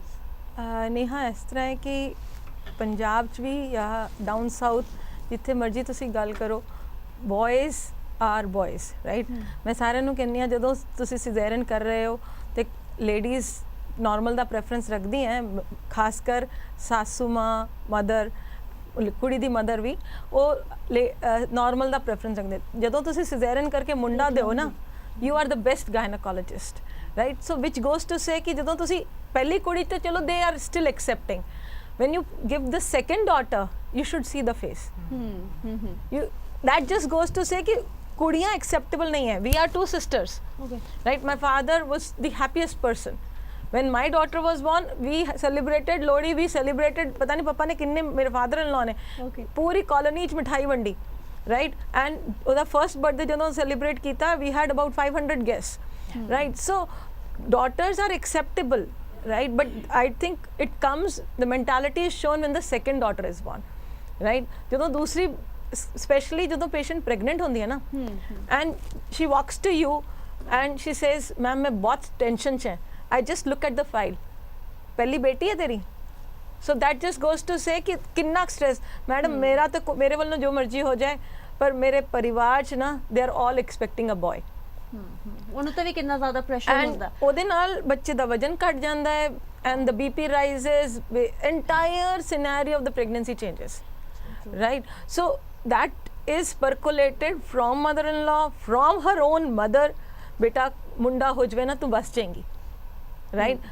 ਬਈ ਹੁਣ ਵੀ ਤਾਂ ਬਸੀ ਹੋਈ ਹੈ। What is the problem? So what the problem is, it is fed into your mind. It is fed into the girl child's mind from the time she is born. You will be considered the best if you produce a boy, right? There are so many. Doctor Bhalla, ਮੈਂ ਤੁਹਾਨੂੰ ਇਹ ਵੀ ਤੁਹਾਨੂੰ ਕਵਾਂਗੀ ਕਿ please ਤੁਸੀਂ ਇਹ ਦੱਸੋ ਸਾਡੇ ਦਰਸ਼ਕਾਂ ਨੂੰ ਕਿ ਸਿਰਫ ਇੱਕ ਮਹਿਲਾ ਦੀ ਜ਼ਿੰਮੇਵਾਰੀ ਨਹੀਂ ਹੈਗੀ ਮੇਲ ਚਾਈਲਡ ਬੋਰਨ ਕਰਨ ਦੀ। ਟੈਕਨੀਕਲੀ ਆਈ ਵਾਂਟ ਕਿ ਤੁਸੀਂ ਅਗਰ ਇਹ ਵੀ ਐਲੈਬੋਰੇਟ ਕਰ ਸਕੋ। Right. So for technical ਜਦੋਂ ਅਸੀਂ ਗੱਲ ਕਰਦੇ ਹਾਂ, men ਵਿੱਚ Y chromosome ਹੈ, right? So this Y chromosome which is given by the men to the X women is XX, right? ਦੋ X chromosome ਹੀ ਹੁੰਦੇ female ਵਿੱਚ, egg ਵਿੱਚ। So X women can only contribute X. It is the Y component which produces the male is contributed by men, है ना? कितनी irony है situation 'ਚ कि men produce ਕਰਨ ਰੋਲ ਰੱਖਦੇ ਕਿ ਮੁੰਡਾ ਹੋਵੇਗਾ ਕਿ ਕੁੜੀ, ਤੇ ਆਰੋਪ ਹੈਗਾ ਸਾਰਾ ਦਾ ਸਾਰਾ ਬਹੂ ਤੇ ਕੁੜੀਆਂ ਤੇ, right? So as you rightly pointed, women are taking the blame, but I still feel it is not ਕਿ ਔਰਤਾਂ ਦਾ ਕਸੂਰ ਹੈ ਜਾਂ men ਦਾ ਕਸੂਰ ਹੈ। blame game ਕਰਨ ਦਾ ਕੋਈ ਮਤਲਬ ਨਹੀਂ ਹੈ। it is the change of society which is warranted. ਬਿਲਕੁਲ ਜਸਮੀਤ, ਜਿਸ ਤਰੀਕੇ ਦੇ ਨਾਲ ਪੂਰੇ ਸਲੋਗਨਸ ਆਪਾਂ ਸੁਣਦੇ ਹਾਂ, ਬੇਟੀ ਬਚਾਓ ਬੇਟੀ ਪੜਾਓ, ਬਹੁਤ ਸਾਰੀਆਂ ਚੀਜ਼ਾਂ ਆਪਾਂ ਸੁਣਦੇ ਹੈਗੇ ਆ, ਲੇਕਿਨ ਤੁਹਾਨੂੰ ਲੱਗਦਾ ਕਿ ਹੁਣ ਸਮਾਂ ਆ ਚੁੱਕਿਆ ਕਿ ਆਪਾਂ ਬੇਟੀਆਂ ਦੇ ਉੱਤੇ ਫੋਕਸ ਨਾ ਕਰਕੇ ਬੇਟਿਆਂ ਤੇ ਵੀ ਫੋਕਸ ਕਰੀਏ, ਕਿਉਂਕਿ ਕੀ ਇਹ ਸਮਾਜ ਜਿਹੜਾ ਹੈਗਾ ਇੱਕ ਸਟਰੋਂਗ ਮਹਿਲਾ ਨੂੰ ਐਕਸੈਪਟ ਕਰਦਾ ਹੈ? ਸੋ ਕਿਉਂ ਨਾ ਬੇਟਾ ਸਮਝਾਓ ਮੁਹਿੰਮ ਵੀ ਜਿਹੜੀ ਹੈਗੀ ਉਹ ਵੀ ਸ਼ੁਰੂ ਕੀਤੀ ਜਾਵੇ। ਐਬਸੋਲੂਟਲੀ। ਇਹ ਸਟੋਰੀ ਇਕੁਐਲਿਟੀ ਦੀ ਜਦੋਂ ਅਸੀਂ ਕਹਿੰਦੇ empowerment, I think it's a false word. empowerment ਤਾਂ ਉਹਨੂੰ ਕਰੋ ਜਿਹਦੇ ਕੋਲ ਪਾਵਰ ਨਹੀਂ ਹੈਗੀ। ਪਾਵਰ ਤਾਂ ਸਾਰੇ ਕੋਲ ਹੈਗੀ ਹੈ। every individual has a power. the idea is ਕਿ equal play ਕਿੱਥੇ ਹੈ? equal play ਨਹੀਂ ਹੈਗਾ ਸਾਡਾ, and we have to focus ਜ਼ਿਆਦਾ ਕਿ ਸਾਰੀ opportunities equally ਮਿਲਣ। ਜੇ ਅਸੀਂ law system ਵਿੱਚ ਦੇਖਦੇ ਹਾਂ, you see that they are laws that ਜਿਹੜਾ protect ਕਰਦੇ ਔਰਤ ਨੂੰ, but at the same time one gender gets the burn somehow there's some imbalance at every stage. ਜੇ ਅਸੀਂ ਕਹਿੰਦੇ ਕੁੜੀਆਂ equal ਹੈਗੀਆਂ, ਜਦੋਂ career option ਦੀ ਗੱਲ ਆਉਂਦੀ ਹੈ ਫਿਰ ਉਹਨੂੰ ਉਸ ਸਾਈਡ ਪਾਇਆ ਜਾਂਦਾ ਜਿਸ ਸਾਈਡ ਉਹ ਸੇਫ ਰਹੇਗੀ, you know। ਡਰ ਨਹੀਂ ਖਤਮ ਹੁੰਦਾ, ਕਿਉਂ? ਕਿਉਂਕਿ ਫੇਅਰ ਪਲੇ ਨਹੀਂ ਹੈਗਾ, ਯੂ ਨੋ। ਤੇ ਮੇਰਾ ਜਿਹੜਾ ਅੰਡਰਸਟੈਂਡਿੰਗ ਹੈਗੀ, ਜਿਹੜਾ ਵੀ ਅਸੀਂ ਈਵ ਟੀਜ਼ਿੰਗ ਦੇ ਉੱਤੇ you know we've done a lot of flash mobs and a lot of things, ਸਾਡਾ ਫੋਕਸ ਇਹੀ ਹੁੰਦਾ ਕਮ ਟੂਗੈਦਰ। ਕਿਸੇ ਦਾ ਚੱਲਣਾ ਨਹੀਂ, ਇੱਕ ਨਾ ਹੋਏ ਦੂਜਾ ਹੋਏ, ਯੂ نو ਹਸਬੈਂਡ ਵਾਈਫ ਇਹ ਤਾਲਮੇਲ ਨਾਲ ਚੱਲਦਾ ਹੈ ਗੱਡੀ ਜੇ ਹੈ, ਵਾਈਫ ਬਿਲਕੁਲ। ਹਾਂਜੀ you have to be together and this togetherness is the topic that we should discuss how to build togetherness, how to build an ecosystem ਜਿੱਥੇ ਮੁੰਡਾ ਤੇ ਕੁੜੀ ਇਕੱਠੇ grow ਕਰਦੇ into a story you know ਸਾਡਾ ਖਾਲੀ ਹੁੰਦਾ ਤੁਸੀਂ ਜਾਓਗੇ ਕਿਸੇ ਦੇ ਘਰ ਤੇ ਤੁਸੀਂ ਉਹਨਾਂ ਦੀ ਮੰਨੋਗੇ ਤਾਂ ਤੁਹਾਨੂੰ acceptability ਮਿਲੇਗੀ and all of that adds up so much of pain whether it's female or the male. They are sensitive male also. I'm not saying ਖਾਲੀ ਕੁੜੀਆਂ ਨੂੰ ਪ੍ਰੋਬਲਮ ਹੁੰਦੀ ਹੈ ਤੁਸੀਂ ਇਹ ਦੇਖੋ ਰਾਤੋਂ ਰਾਤ ਆਦਮੀ ਇੰਨਾ ਰਿਸਪੌਂਸਿਬਲ ਹੋ ਜਾਂਦਾ ਹੈ ਕਿ ਉਹਨੂੰ ਇੱਕ ਫੀਮੇਲ ਦੀ ਪੂਰੀ ਲਾਈਫ ਨੂੰ ਮੋਨੀਟਰ ਕਰਨਾ ਆਪਣੇ ਨਾਲ ਯੂ نو ਅਸੀਂ ਖਾਲੀ ਕੁੜੀ ਕਹਿੰਦੇ ਕਿ ਚਲੋ ਜੀ ਵਿਦਾਈ ਹੋਈ ਹੈ ਤੇ ਕੁੜੀ ਵਿਦਾ ਹੋਈ ਹੈ ਮੁੰਡਾ ਵੀ ਇੱਕ ਤਰਫਾ ਹੋ it's a very interesting game you know we need to have this common idea that ਦੋਨਾਂ ਦੀ ਲਾਈਫ ਚੇਂਜ ਹੋ ਰਹੀ ਹੈ and we should leave them for some time ਕਿ ਦੋਨੋਂ ਇੱਕ ਦੂਜੇ ਨਾਲ ਸਮਝ ਕੇ ਤਾਂ ਹੀ ਅਸੀਂ ਕਹਿੰਦੇ ਕੋਇਡ ਹੋਣਾ ਕਿਉਂ ਜ਼ਰੂਰੀ ਹੈ ਯੂ نو ਤੁਸੀਂ ਕੁੜੀਆਂ ਨੂੰ ਇਕੱਠੇ ਬਿਠਾਓਗੇ ਮੁੰਡਿਆਂ ਤੋਂ ਬਚਾਓਗੇ ਫਿਰ ਮੁੰਡਾ ਕਹੇਗਾ ਅੱਛਾ ਬਚਣਾ ਹੈ ਤੇ ਤੁਸੀਂ ਬੱਚੇ ਨੂੰ ਬੋਲੋ ਲੋਲੀਪੌਪ ਨਹੀਂ ਖਾਣਾ ਆਈਸਕ੍ਰੀਮ ਨਹੀਂ ਖਾਣੀ ਉਹ ਕੀ ਕਹੇਗਾ ਮੈਨੂੰ ਖਾਣੀ ਹੈ you know so you're doing bad conditioning, you're refraining ਕੁਝ ਵੀ ਚੀਜ਼ ਤੁਸੀਂ ਖਿੱਚੋਗੇ ਤੇ ਉਹ ਚੀਜ਼ ਜ਼ਿਆਦਾ ਵਧੇਗੀ ਬਿਲਕੁਲ ਸਰਬਜੀਤ ਕੌਰ ਜੀ ਤੁਹਾਨੂੰ ਮੈਂ ਇਹ ਪੁੱਛਣਾ ਚਾਹ ਰਹੀ ਹਾਂ ਅਗਲਾ ਸਵਾਲ ਜਿਸ ਤਰੀਕੇ ਨਾਲ ਇਹ ਡਿਸਕਸ਼ਨ ਅੱਗੇ ਚੱਲ ਰਹੀ ਹੈਗੀ ਹੈ ਕਿ ਆਫ ਕੋਰਸ ਆਪਾਂ ਜੈਂਡਰ ਬੈਸ਼ਿੰਗ ਜਿਹੜੀ ਹੈਗੀ ਬਿਲਕੁਲ ਨਹੀਂ ਕਰਨਾ ਚਾਹੁੰਦੇ ਇਹ ਵੀ ਨਹੀਂ ਕਹਿਣਾ ਚਾਹੁੰਦੇ ਕਿ ਆਪਾਂ ਮੇਲ ਬੈਸ਼ਿੰਗ ਕਰੀ ਜਾਈਏ ਬਿਕਾਜ਼ ਆਪਾਂ ਦੋਨਾਂ ਨੇ ਇਕੱਠੇ ਮਿਲ ਕੇ ਚੱਲਣਾ ਹੈਗਾ ਤਾਂ ਇਹ ਸਮਾਜਿਕ ਬਿਹਤਰ ਸਮਾਜ ਬਣੇਗਾ ਲੇਕਿਨ ਜਦੋਂ ਆਪਾਂ ਵਿਆਹ ਦੀ ਗੱਲ ਕਰਦੇ ਹਾਂ ਤੁਹਾਨੂੰ ਲੱਗਦਾ ਹੈ ਕਿ ਇੱਕ ਬਹੁਤ ਜ਼ਿਆਦਾ ਪ੍ਰੈਸ਼ਰ ਹੈਗਾ ਕਿ ਇੱਕ ਸਭ ਤੋਂ ਪਹਿਲਾਂ ਵਿਆਹ ਕਰਨਾ ਬਹੁਤ ਜ਼ਰੂਰੀ ਹੈ ਫਿਰ ਬੱਚੇ ਕਰਨਾ ਬਹੁਤ ਜ਼ਿਆਦਾ ਜ਼ਰੂਰੀ ਹੈ ਔਰ ਦੂਸਰਾ ਇਹੀ ਕਿਹਾ ਜਾਂਦਾ ਕਈ ਵਾਰ ਕਿ ਅੱਛਾ ਅਗਰ ਮੁੰਡਾ ਠੀਕ ਨਹੀਂ ਹੈਗਾ ਤਾਂ ਵਿਆਹ ਕਰ ਦੋ ਕੋਈ ਗੱਲ ਨਹੀਂ ਮੁੰਡਾ ਠੀਕ ਹੋ ਜਾਏਗਾ ਸੋ ਤੁਹਾਨੂੰ ਲੱਗਦਾ ਕਿ ਕੁੜੀਆਂ ਨੂੰ ਬਸ ਇਹ ਸਮਝਿਆ ਜਾਂਦਾ ਕਿ ਇਹ ਇੱਕ ਸਕੂਲ ਹੈਗੇ ਨੇ ਔਰ ਇਹਨਾਂ ਨੇ ਬਸ ਮੁੰਡਿਆਂ ਨੂੰ ਠੀਕ ਕਰਨਾ ਹੈ ਦੇਖੋ ਤੁਹਾਡੀ ਗੱਲ ਬਿਲਕੁਲ ਸਹੀ ਹੈ ਇੰਸਟੀਚਿਊਟ ਹੀ ਸਮਝਦੇ ਆ ਇੱਕ ਫੀਮੇਲ ਇੰਸਟੀਚਿਊਟ ਹੈ ਉਹ ਤਾਂ ਇਹ ਸੋਚ ਕੇ ਚੱਲਦੇ ਸੋਸਾਇਟੀ 'ਚ ਕਿ ਸ਼ਾਇਦ ਸਾਡੇ ਬੱਚੇ ਠੀਕ ਹੋ ਜਾਣਗੇ ਸੁਧਰ ਜਾਣਗੇ ਸ਼ਾਇਦ ਇਹ ਕੁੜੀਆਂ ਸਭ ਕੁਝ ਚੇਂਜ ਕਰ ਲੈਣਗੀਆਂ ਔਨ ਦਾ ਅਦਰ ਹੈਂਡ ਕੁੜੀਆਂ ਨੂੰ ਕੋਈ ਰਾਈਟ ਨਹੀਂ ਹੈ ਨਾ ਆਪਣੇ ਸਹੁਰੇ ਘਰ ਜਾ ਕੇ ਬੋਲਣ ਦਾ ਫਿਰ ਨਾ ਪਿੱਛੇ ਆ ਕੇ ਇੰਟਰਫੇਅਰ ਕਰਨ ਦਾ ਆਪਣੇ ਪੇਰੈਂਟਸ ਫੈਮਿਲੀ 'ਚ ਵੇ ਵਿਲ ਦੇ ਗੋ ਬਿਲਕੁਲ ਔਰ ਇੱਕ ਇਹ ਚੀਜ਼ ਆਉਂਦੀ ਹੈ ਨਾ ਕਿ ਇੱਕ ਮਹਿਲਾ ਨੂੰ ਬਸ ਤੁਸੀਂ ਇਹੀ ਬਣਾਈ ਜੋ ਕਿ ਤੁਸੀਂ ਬਸ ਸੱਚ ਦੀ ਦੇਵੀ ਹੋ ਪਤਨੀ ਵਰਤਾ ਹੋ ਬਹੁਤ ਭਾਰੇ ਸ਼ਬਦ ਹੈਗੇ ਨੇ ਕਿ ਇੱਕ ਮਹਿਲਾ ਆਪਣੀ ਜ਼ਿੰਦਗੀ ਜੀ ਨਹੀਂ ਸਕਦੀ ਹੈਗੀ ਇੱਕ ਮਹਿਲਾ ਨੂੰ ਵੀ ਪੂਰਾ ਹੱਕ ਹੈਗਾ ਜਿਸ ਤਰੀਕੇ ਨਾਲ ਉਹ ਜੀਣਾ ਚਾਹੁੰਦੀ ਹੈਗੀ ਹੈ ਇਨਸਟੈਡ ਕਿ ਇੰਨੀ ਜ਼ਿਆਦਾ ਆਪਣੇ ਉੱਤੇ ਬਰਡਨ ਲੈ ਕੇ ਜੀਏ ਤੁਸੀਂ ਕੀ ਕਹਿੰਦੇ ਹੋ ਇਸ ਤੇ ਦੇਖੋ ਰਾਈਟ ਸਭ ਨੂੰ ਰਾਈਟ ਟੂ ਲਾਈਫ ਹੈ ਲਿਬਰਟੀ ਹੈ ਸਭ ਕੁਝ ਹੈ ਕਨਸਟੀਟਿਊਸ਼ਨ 'ਚ ਇੰਨੇ ਵੱਡੇ ਵਰਡਸ ਲਿਖਤੇ ਲੋਕਾਂ ਨੂੰ ਸਭ ਨੂੰ ਪਤਾ ਚੱਲ ਗਿਆ ਸਾਡੇ ਆ ਫੰਡਾਮੈਂਟਲ ਰਾਈਟ ਨੇ ਕਿਸੇ ਨੂੰ ਨਹੀਂ ਪਤਾ ਮੇਰੀ ਡਿਊਟੀ ਕੀ ਹੈ ਵਾਈ ਟੂ ਟੀਚ ਨਾ ਕਿਤਾਬਾਂ ਪੜ੍ਹਾ ਰਹੀਆਂ ਨਾ ਕੁਝ ਠੀਕ ਹੈ ਦੋਜ਼ ਹੂ ਆਰ ਲਰਨਿੰਗ ਹੈ ਤਾਂ ਫੈਮਿਲੀ ਵੈਲਿਊਜ਼ ਪੇਰੈਂਟਸ ਦੇ ਰਹੇ ਆ ਆਪਣੇ ਬੱਚਿਆਂ ਨੂੰ ਹਰੇਕ ਦੀ ਫੈਮਿਲੀ 'ਚ ਡਿਫਰੈਂਟ ਹੈ ਕੋਈ ਸਿਖਾ ਰਿਹਾ ਹੈ ਕੋਈ ਨਹੀਂ ਸਿਖਾ ਰਿਹਾ ਕੋਈ ਬਿਨਾਂ ਸਿੱਖੇ ਹੀ ਕਰ ਰਿਹਾ ਹੈ ਠੀਕ ਹੈ ਨਾ ਐਡੈਪਟੇਬਿਲਿਟੀ ਮੇਰੀ ਹੈ ਮੈਨੂੰ ਜੋ ਚੰਗਾ ਲੱਗ ਰਿਹਾ ਮੈਂ ਉਹ ਕਰ ਰਿਹਾ ਕਈ ਐਸੇ ਹੈ ਜਿਨ੍ਹਾਂ ਨੂੰ ਫੋਰਸ ਕੀਤਾ ਜਾ ਰਿਹਾ ਉਹ ਮੈਜੋਰਿਟੀ ਉਹ ਹੈ ਜਿਨ੍ਹਾਂ ਨੂੰ ਫੋਰਸ ਕੀਤਾ ਜਾਂਦਾ ਹੈ ਕਿ ਹਸਬੈਂਡ ਹੈ ਇਹਦੀ ਸੁਣਨੀ ਹੈ ਇਸ ਤੋਂ ਬਾਹਰ ਨਹੀਂ ਜਾਣਾ ਮੇਰੇ ਖਿਆਲ ਨਾਲ ਜਿਹੜੀਆਂ ਕੁੜੀਆਂ ਇੰਡੀਪੈਂਡੈਂਟਲੀ ਵਰਕਿੰਗ ਹੈਗੀਆਂ ਵਰਕਿੰਗ ਵੂਮਨਸ ਹੈ ਹੁਣ ਸਿਨੈਰੀਓ ਚੇਂਜ ਹੁੰਦਾ ਜਾ ਰਿਹਾ ਜਿਹੜੀਆਂ ਨਹੀਂ ਸੁਣਦੀਆਂ ਉਹ ਕੈਰੈਕਟਰਲੈਸ ਨੇ ਜਾਂ ਉਹਨਾਂ ਦਾ ਕੈਰੈਕਟਰ ਅਸੈਸੀਨੇਸ਼ਨ ਵੀ ਹੁੰਦਾ ਹੈਗਾ ਉਹ ਤਾਂ ਘਰਾਂ ਤੋਂ ਹੀ ਸ਼ੁਰੂ ਹੋ ਜਾਂਦਾ ਸੋਸਾਇਟੀ ਦਾ ਵਿਹਲੀ ਬੈਠੀ ਆ ਉਹਨਾਂ ਦਾ ਦੇਖਣਾ ਹੀ ਆ ਕਿੱਧਰ ਨੂੰ ਜਾਂਦੇ ਆ ਕੌਣ ਕੀ ਕਰਦਾ ਉਹਨਾਂ ਨੇ ਤਾਂ ਗੱਲਾਂ ਕਰਨੀਆਂ ਇੱਥੇ ਤਾਂ ਫੈਮਿਲੀ ਤੋਂ ਹੀ ਸ਼ੁਰੂ ਹੋ ਜਾਂਦਾ ਜਿਹੜੀ ਸੁਣਦੀ ਨਹੀਂ ਹੈਗੀ ਇਹ ਆਪਣੇ ਆਪ ਨੂੰ ਜ਼ਿਆਦਾ ਸਮਝਦੀ ਹੈ ਬਹੁਤਾ ਕਮਾਉਂਦੀ ਹੈ ਇਹ ਬੜੀ ਆਪਣੇ ਆਪ ਨੂੰ ਸਮਝਦੀ ਹੈ ਪਤਾ ਨਹੀਂ ਮੈਂ ਕੀ ਬਣੀ ਹੋਈ ਆ ਸੋਸਾਇਟੀ 'ਚ ਬੜੀਆਂ ਇਸ ਤਰ੍ਹਾਂ ਦੀਆਂ ਗੱਲਾਂ ਬਹੁਤ ਸਾਹਮਣੇ ਆਉਂਦੀਆਂ ਹੈਗੀਆਂ ਬੂਬੂਦਰ ਜੀ ਮੈਂ ਤੁਹਾਨੂੰ ਇਹੀ ਪੁੱਛਣਾ ਚਾਹੁੰਦੀ ਹਾਂ ਜਿਹੜਾ ਸਵਾਲ ਇਹਨਾਂ ਨੇ ਵੀ ਉਠਾਇਆ ਹੈਗਾ ਕਿ ਜਦੋਂ ਇੱਕ ਮਹਿਲਾ ਕਮਾਉਣਾ ਸ਼ੁਰੂ ਹੋ ਜਾਂਦੀ ਹੈ ਸੋ ਫਾਈਨੈਂਸ਼ੀਅਲ ਇੰਡੀਪੈਂਡੈਂਸ ਹਮੇਸ਼ਾ ਇੱਕ ਬਹੁਤ ਅਹਿਮ ਰੋਲ ਰਹਿੰਦਾ ਹੈਗਾ ਵੂਮਨ ਇੰਪਾਵਰਮੈਂਟ ਦੇ ਵਿੱਚ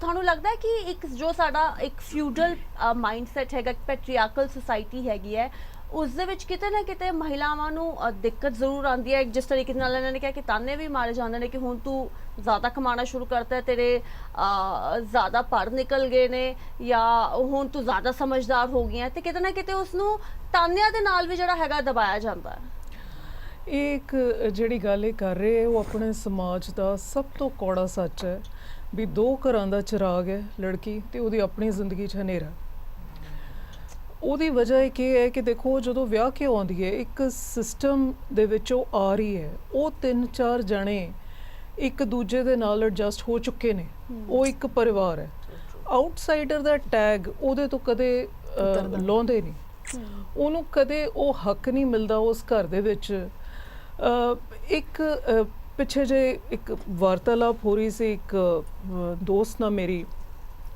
ਜਿਹਨੇ ਇੱਕ ਬੜੀ ਵੈਲਿਡ ਗੱਲ ਕਹੀ। ਉਹ ਕਹਿੰਦੀ ਕਿ ਲੜਕੀਆਂ ਦਾ ਹੱਕ ਜਾਇਦਾਦ 'ਚ ਰੱਖਣ ਨਾਲੋਂ ਨੂੰਹਾਂ ਦਾ ਹੋਣਾ ਚਾਹੀਦਾ ਤੇ ਲੋਕ ਮਾਰਨਾ ਵੀ ਛੱਡ ਦੇਣਗੇ। ਦੂਜੀ ਗੱਲ ਹੈ, ਤੁਸੀਂ ਆਪਣੇ ਸਮਾਜਿਕ ਇੱਕ ਰਿਚੁਅਲ ਦੇਖੋ ਵੀ ਜਦੋਂ ਇੱਕ ਲੇਡੀ ਦੀ ਡੈਥ ਹੁੰਦੀ ਹੈ, ਚਾਹੇ ਉਹ 90 ਸਾਲ ਦੀ ਉਮਰ 'ਚ ਪੂਰੀ ਹੋਵੇ, ਉਹਦਾ ਜਿਹੜਾ ਅਖੀਰਲਾ ਸੂਟ ਹੈ ਉਹ ਪੇਕਿਆਂ ਦੇ ਘਰਾਂ 'ਚੋਂ ਆਉਣਾ। ਕਿਉਂ ਆਉਣਾ?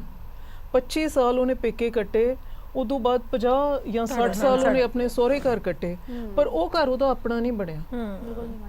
ਤੇ ਆਪਾਂ ਕਹਿੰਦੇ ਹਾਂ ਕਿ ਲੜਕੀਆਂ ਦੀ ਲੋਹੜੀ ਮਨਾਈ, ਮੈਂ ਕਹਿੰਦੀ ਹਾਂ ਸਾਰੀ ਲਾਈਫ ਇੱਕ ਸੈਲੀਬ੍ਰੇਸ਼ਨ ਹੋਣੀ ਚਾਹੀਦੀ ਹੈ, ਰਿਚੁਅਲਸ ਦੇ ਉੱਤੇ ਉੱਠੀਏ ਔਰ ਉਹਨਾਂ ਨੂੰ ਉਹਨਾਂ ਦੀ ਯੋਗ ਥਾਂ ਦਈਏ। ਜਿਹੜੀ ਇੱਕ ਲੜਕੀ ਨੇ ਆਪਣੇ ਘਰ ਦਾ ਸੁੱਖ ਚੈਨ ਕੰਫਰਟ ਛੱਡ ਕੇ ਤੁਹਾਡੇ ਘਰ ਦੇ ਵਿੱਚ ਸ਼ਾਮਲ ਹੋਈ ਹੈ, ਤੁਹਾਡੇ ਲੜਕੇ ਦਾ ਕੌੜਾ ਫਿੱਕਾ ਸੁਭਾਅ ਵੀ ਉਹਨੇ ਐਡਜਸਟ ਕਰਨਾ ਹੈ। ਜੋ ਤੁਹਾਡੀ ਆਪਸ ਦੇ ਵਿੱਚ ਇੱਕ ਦੂਜੇ ਦੇ ਨਾਲ ਤਵੱਜੋ ਹੈ ਉਹ ਤੁਸੀਂ ਉਹਨੂੰ ਦੇ ਵੀ ਨਹੀਂ ਰਹੇ ਔਰ ਉਹਦਾ ਕੋਈ ਹੱਕ ਵੀ ਨਹੀਂ ਬਣ ਰਿਹਾ। ਬਿਲਕੁਲ। ਮੈਂ ਇਹ ਵੀ ਪੁੱਛਣਾ ਚਾਹੁੰਦੀ ਹਾਂ, ਸਿੰਸ ਆਪਾਂ ਰਿਚੁਅਲਸ ਦੀ ਗੱਲ ਕੀਤੀ ਹੈ, ਕਿ ਇਹ ਬਹੁਤ ਜ਼ਰੂਰੀ ਹੈ ਕਿ ਇੱਕ ਮਹਿਲਾ ਹੀ ਆਪਣਾ ਘਰ ਛੱਡ ਕੇ ਜਾਏ। ਆਫ ਕੋਰਸ ਆਪਾਂ ਮੈਟਰੀਆਰਕਲ ਸੋਸਾਇਟੀ ਦੇ ਵਿੱਚ ਨਹੀਂ ਹੈਗੇ, ਲੇਕਿਨ ਬਹੁਤ ਹੀ ਔਖਾ ਹੈਗਾ ਹੈ। ਸ਼ਾਇਦ ਸਾਨੂੰ ਹੁਣ ਸੋਸ਼ਲਾਈਜੇਸ਼ਨ ਦੀ ਇੰਨੀ ਆਦਤ ਪੈ ਚੁੱਕੀ ਹੈ, ਇੰਨੇ ਜ਼ਿਆਦਾ ਆਪਾਂ ਸੋਸ਼ਲਾਈਜ਼ਡ ਹੋ ਗਏ ਕਿ ਇੱਕ ਕੁੜੀ ਨੂੰ ਹੀ ਘਰ ਛੱਡ ਕੇ ਜਾਣਾ ਹੈਗਾ। ਮੈਂ ਨਹੀਂ ਕਹਿ ਰਹੀ ਕਿ ਮੁੰਡਾ ਘਰ ਛੱਡ ਕੇ ਆਏ, ਲੇਕਿਨ ਕੁਝ ਹੋਰ ਵੇ ਆਊਟ ਨਹੀਂ ਹੋ ਸਕਦਾ ਹੈਗਾ। ਇੱਕ ਕੁੜੀ ਜਿਹੜੀ ਹੈਗੀ ਆ ਉਹੀ, ਕਿਉਂਕਿ ਹੁਣ ਰੀਸੈਂਟਲੀ ਆਪਾਂ ਦੇਖਿਆ ਜਿਸ ਤਰੀਕੇ ਨਾਲ ਇੱਕ ਦਿਆ ਮਿਰਜ਼ਾ ਦਾ ਹੁਣੇ ਵਿਆਹ ਹੋਇਆ ਤੇ ਉਸਨੇ ਇੱਕ ਪੰਡਿਤ ਨੇ ਸਭ ਤੋਂ ਪਹਿਲਾਂ ਆਹੂਤੀ ਦਿੱਤੀ ਹੈਗੀ ਹੈ, ਉਸ ਦੇ ਵਿੱਚ ਫੇਰੇ ਪੜੇ ਨੇ, ਫਿਰ ਉਸ ਤੋਂ ਬਾਅਦ ਉਸਨੇ ਮਨਾ ਕਰ ਦਿੱਤਾ ਕਿ ਮੇਰੀ ਵਿਦਾਈ ਨਹੀਂ ਕਰਨੀ ਹੈਗੀ, ਮੈਂ ਕੋਈ ਚੀਜ਼ ਨਹੀਂ ਆ ਕਿ ਮੈਨੂੰ ਵਿਦਾ ਕੀਤਾ ਜਾਵੇ, ਮੈਂ ਇੱਕ ਇੰਡੀਵਿਜੂਅਲ ਹਾਂ ਔਰ ਮੈਂ ਆਪਣੇ, ਇਹ ਵੀ ਮੇਰਾ ਘਰ ਹੈ ਉਹ ਵੀ ਮੇਰਾ ਘਰ ਹੈ। ਸੋ ਰਿਚੁਅਲਸ ਦੇ ਉੱਤੇ ਤੁਸੀਂ ਕੀ ਕਹਿਣਾ ਚਾਹੁੰਦੇ ਹੋ ਕਿ ਇੱਕ ਕੁੜੀ ਨੂੰ ਕਦੋਂ ਤੱਕ ਇੱਕ ਚੀਜ਼ ਜਿਹੜਾ ਹੈਗਾ ਉਹ ਮੰਨਿਆ ਜਾਏਗਾ ਕਿ ਵਿਦਾ ਹੋ ਜਾ ਔਰ ਸਭ ਕੁਝ ਜੋ ਸਾਡੇ ਰਿਚੁਅਲਸ ਹੈਗੇ? ਇਹ ਤਬਦੀਲੀ ਆਉਣ 'ਚ ਹਲੇ ਬਹੁਤ ਵਕਤ ਲੱਗੇਗਾ। ਹਲੇ ਤਾਂ ਆਪਣੇ ਘਰ ਦੇ ਵਿੱਚ ਹੀ ਜਿਹੜੀ ਉਹ ਰੀਤ ਚੱਲ ਰਹੀ ਹੈ ਉਹਦੇ ਹਿਸਾਬ ਨਾਲ ਜਿਹੜੀ ਚੱਲ ਕੇ ਆ ਗਈ ਹੈ ਤੁਹਾਡੇ ਘਰ ਦੇ ਵਿੱਚ, ਆਪਣੇ ਕਰਮ ਲੈ ਕੇ ਆਪਣਾ ਯੋਗਦਾਨ ਲੈ ਕੇ ਉਹਨੂੰ ਹੀ ਖਿੜੇ ਮੱਥੇ ਸਵੀਕਾਰ ਕਰਨਾ ਸਿੱਖ ਲੈ ਸਮਾਜ। ਮੈਨੂੰ ਲੱਗਦਾ ਉਹਦੇ ਨਾਲ ਫਰਕ ਹੀ ਮਹਿਸੂਸ ਹੋਣਾ ਖਤਮ ਹੋ ਜਾਏਗਾ ਕਿ ਮੇਰਾ ਘਰ ਕੀ ਸੀ ਤੇ ਇਹ ਘਰ ਕੀ ਹੈ। This is the first step. ਦੂਜੀ ਗੱਲ ਜਿਹੜੀ ਤੁਸੀਂ ਕਮਾਈ ਦੀ ਗੱਲ ਕਰਦੇ ਹੋ, ਦੇਖੋ ਇੱਕ ਮੇਲ ਈਗੋ ਹੈ ਨਾ, unfortunately is the most fragile thing. ਬਿਲਕੁਲ ਕਿ ਕੁੜੀ ਜਦੋਂ ਕਮਾਉਣ ਲੱਗਦੀ ਹੈ ਜਾਂ ਉਹਦਾ ਜਿਹੜੀ ਇੱਕ ਸੋਸ਼ਲ ਸਟੈਂਡਿੰਗ ਦੋ ਪੈਰ ਅੱਗੇ ਹੋਵੇ ਜਾਂ ਉਹਦੀ ਜਿਹੜੀ ਐਕਸੈਪਟੈਂਸ ਜਾਂ ਉਹਦੀ ਪਰਸਨੈਲਿਟੀ ਥੋੜੀ ਜੀ ਸਿਰ ਕੱਢਵੀਂ ਹੋਵੇ, ਉਹਨੂੰ 10 ਪੈਰ ਪਿੱਛੇ ਹੋਣਾ ਪੈਂਦਾ ਹੈ ਤਾਂ ਕਿ ਉਹ ਉਨੀ ਕੁ ਗੱਲ ਉਹ ਚੱਲ ਸਕੇ। ਬਿਲਕੁਲ ਠੀਕ ਹੈ। ਸੋ ਇਹ ਸਾਰੀਆਂ ਤਬਦੀਲੀਆਂ ਇੱਕ ਹੈਲਦੀ ਸੁਸਾਇਟੀ ਦੇ ਵਿੱਚ ਆਉਣ ਦੀ ਬਹੁਤ ਜ਼ਰੂਰਤ ਹੋਗੀ, ਕਿਉਂਕਿ ਜਿਹੜਾ ਸਿਹਤਮੰਦ ਸਮਾਜ ਹੁੰਦਾ ਉਹਦੇ ਵਿੱਚ ਸਭ ਤੋਂ ਵੱਡੀ ਜਿਹੜੀ ਉਹ ਮਾਪਦੰਡ ਹੈ ਨਾ, ਉਹ ਜਿਹੜਾ ਪੈਰਾਮੀਟਰ ਹੈ, ਦੈਟ ਇਜ਼ ਕਿ ਤੁਹਾਡੀਆਂ ਔਰਤਾਂ ਕਿੰਨੀਆਂ ਖੁਸ਼ ਨੇ। ਬਿਲਕੁਲ, ਕਿਉਂਕਿ ਜਦੋਂ ਔਰਤਾਂ ਖੁਸ਼ ਹੋਣਗੀਆਂ ਤਾਂ ਹੀ ਸਮਾਜ ਵੀ ਖੁਸ਼ ਹੋਏਗਾ, ਤਾਂ ਹੀ ਸਮਾਜ, ਤਾਂ ਹੀ ਘਰ, ਤਾਂ ਹੀ ਬੱਚੇ, ਤਾਂ ਹੀ ਆਉਣ ਵਾਲੀਆਂ ਨਸਲਾਂ, ਉਹ ਸਾਰਾ ਕੁਝ ਉਸੇ ਚੀਜ਼ ਤੇ ਡਿਪੈਂਡੈਂਟ ਹੈ। ਉਹਨੂੰ ਸਪਰੈਸ ਕਰਕੇ ਨਾ ਚੱਲੋ, ਸਗੋਂ ਉਹਦੀ ਕਾਬਲੀਅਤ 'ਚ ਫਖਰ ਮਹਿਸੂਸ ਕਰੋ। ਕਿਤੇ ਨਾ ਕਿਤੇ ਉਹਦੇ ਗਾਂਹ ਵਧਣ ਨਾਲ, ਉਹਦੀ ਪਰਸਨੈਲਿਟੀ ਨਾਲ, ਉਹਦੀ ਕਾਮਯਾਬੀ ਦੇ ਵਿੱਚ ਤੁਹਾਡਾ ਇੱਕ ਅਨਸਪੋਕਨ ਸਿਗਨੇਚਰ ਹੈ। This is what the male gender needs to understand ਕਿ ਇਹ ਕਿਤੇ ਨਹੀਂ ਹੁੰਦਾ, wherever she goes she is known as your wife, as someone's daughter. Unfortunately ਇਹ ਜਿਹੜੇ ਟੈਗਸ ਹੈ ਇਹ ਰਹਿਣੇ ਹੀ ਰਹਿਣੇ ਹੈ। ਸੋ ਇਹ ਸਾਰੇ ਦੇ ਵਿੱਚ ਉਹ ਜੇ ਕਾਮਯਾਬ ਹੋਊਗੀ, ਉਹ ਇੱਕ ਸੁਸਾਇਟੀ ਦੇ ਵਿੱਚ ਥੋੜਾ ਜਿਹਾ ਠਰਮੇ ਦੇ ਨਾਲ ਉਹਦੀ ਗੱਲਬਾਤ ਸੁਣੀ ਜਾਊਗੀ, people will take her more seriously. That is also because you have contributed to her growth. Then be proud of it. ਬਿਲਕੁਲ। ਤੇ ਬਿਲਕੁਲ ਡਾਕਟਰ ਭੱਲਾ, ਮੈਂ ਤੁਹਾਨੂੰ ਵੀ ਇਹੀ ਪੁੱਛਣਾ ਚਾਹੁੰਦੀ ਹਾਂ ਕਿ ਜਿਸ ਤਰੀਕੇ ਦੇ ਨਾਲ ਬੋਡੀ ਸ਼ੈਮਿੰਗ ਹੁੰਦੀ ਹੈ, ਕਲਰ ਸ਼ੈਮਿੰਗ ਹੁੰਦੀ ਹੈ, ਮਹਿਲਾਵਾਂ ਬੜੀਆਂ ਇਸ ਪ੍ਰੈਸ਼ਰ 'ਚ ਰਹਿੰਦੀਆਂ ਨੇ ਕਿ ਇੱਕ ਫਿਜ਼ੀਕ ਹੋਣੀ ਚਾਹੀਦੀ ਹੈਗੀ ਉਹਨਾਂ ਦੀ, ਔਰ ਹੁਣੇ ਫਿਲਹਾਲ ਜਿਹੜਾ ਹੈਗਾ ਇਸ ਦਾ ਫਰਟੀਲਿਟੀ ਦੇ ਉੱਤੇ ਕਿੰਨਾ ਜ਼ਿਆਦਾ ਅਸਰ ਪੈਂਦਾ ਹੈਗਾ, ਔਰ ਦੂਸਰਾ ਕਿਸ ਤਰੀਕੇ ਦੇ ਨਾਲ ਜਿਹੜਾ ਹੈਗਾ, ਕਿਉਂਕਿ ਵੂਮਨ ਦੀ ਜਿਹੜੀ ਜ਼ਿਆਦਾਤਰ ਲਾਈਫ ਹੈਗੀ ਆ ਹਾਰਮੋਨਸ ਦੇ ਨਾਲ ਹੀ ਡਿਕਟੇਟ ਹੁੰਦੀ ਹੈ। ਸਭ ਤੋਂ ਪਹਿਲਾਂ ਆਫ ਕੋਰਸ ਜਿਹੜਾ ਹੈਗਾ ਤੁਹਾਡੇ ਮੈਂਸਟਰੂਏਸ਼ਨ ਸ਼ੁਰੂ ਹੁੰਦੀ ਹੈ, ਫਿਰ ਮੇਨੋਪੌਜ਼ ਤੱਕ ਆਪਾਂ ਪਹੁੰਚਦੇ ਹੈਗੇ ਆ।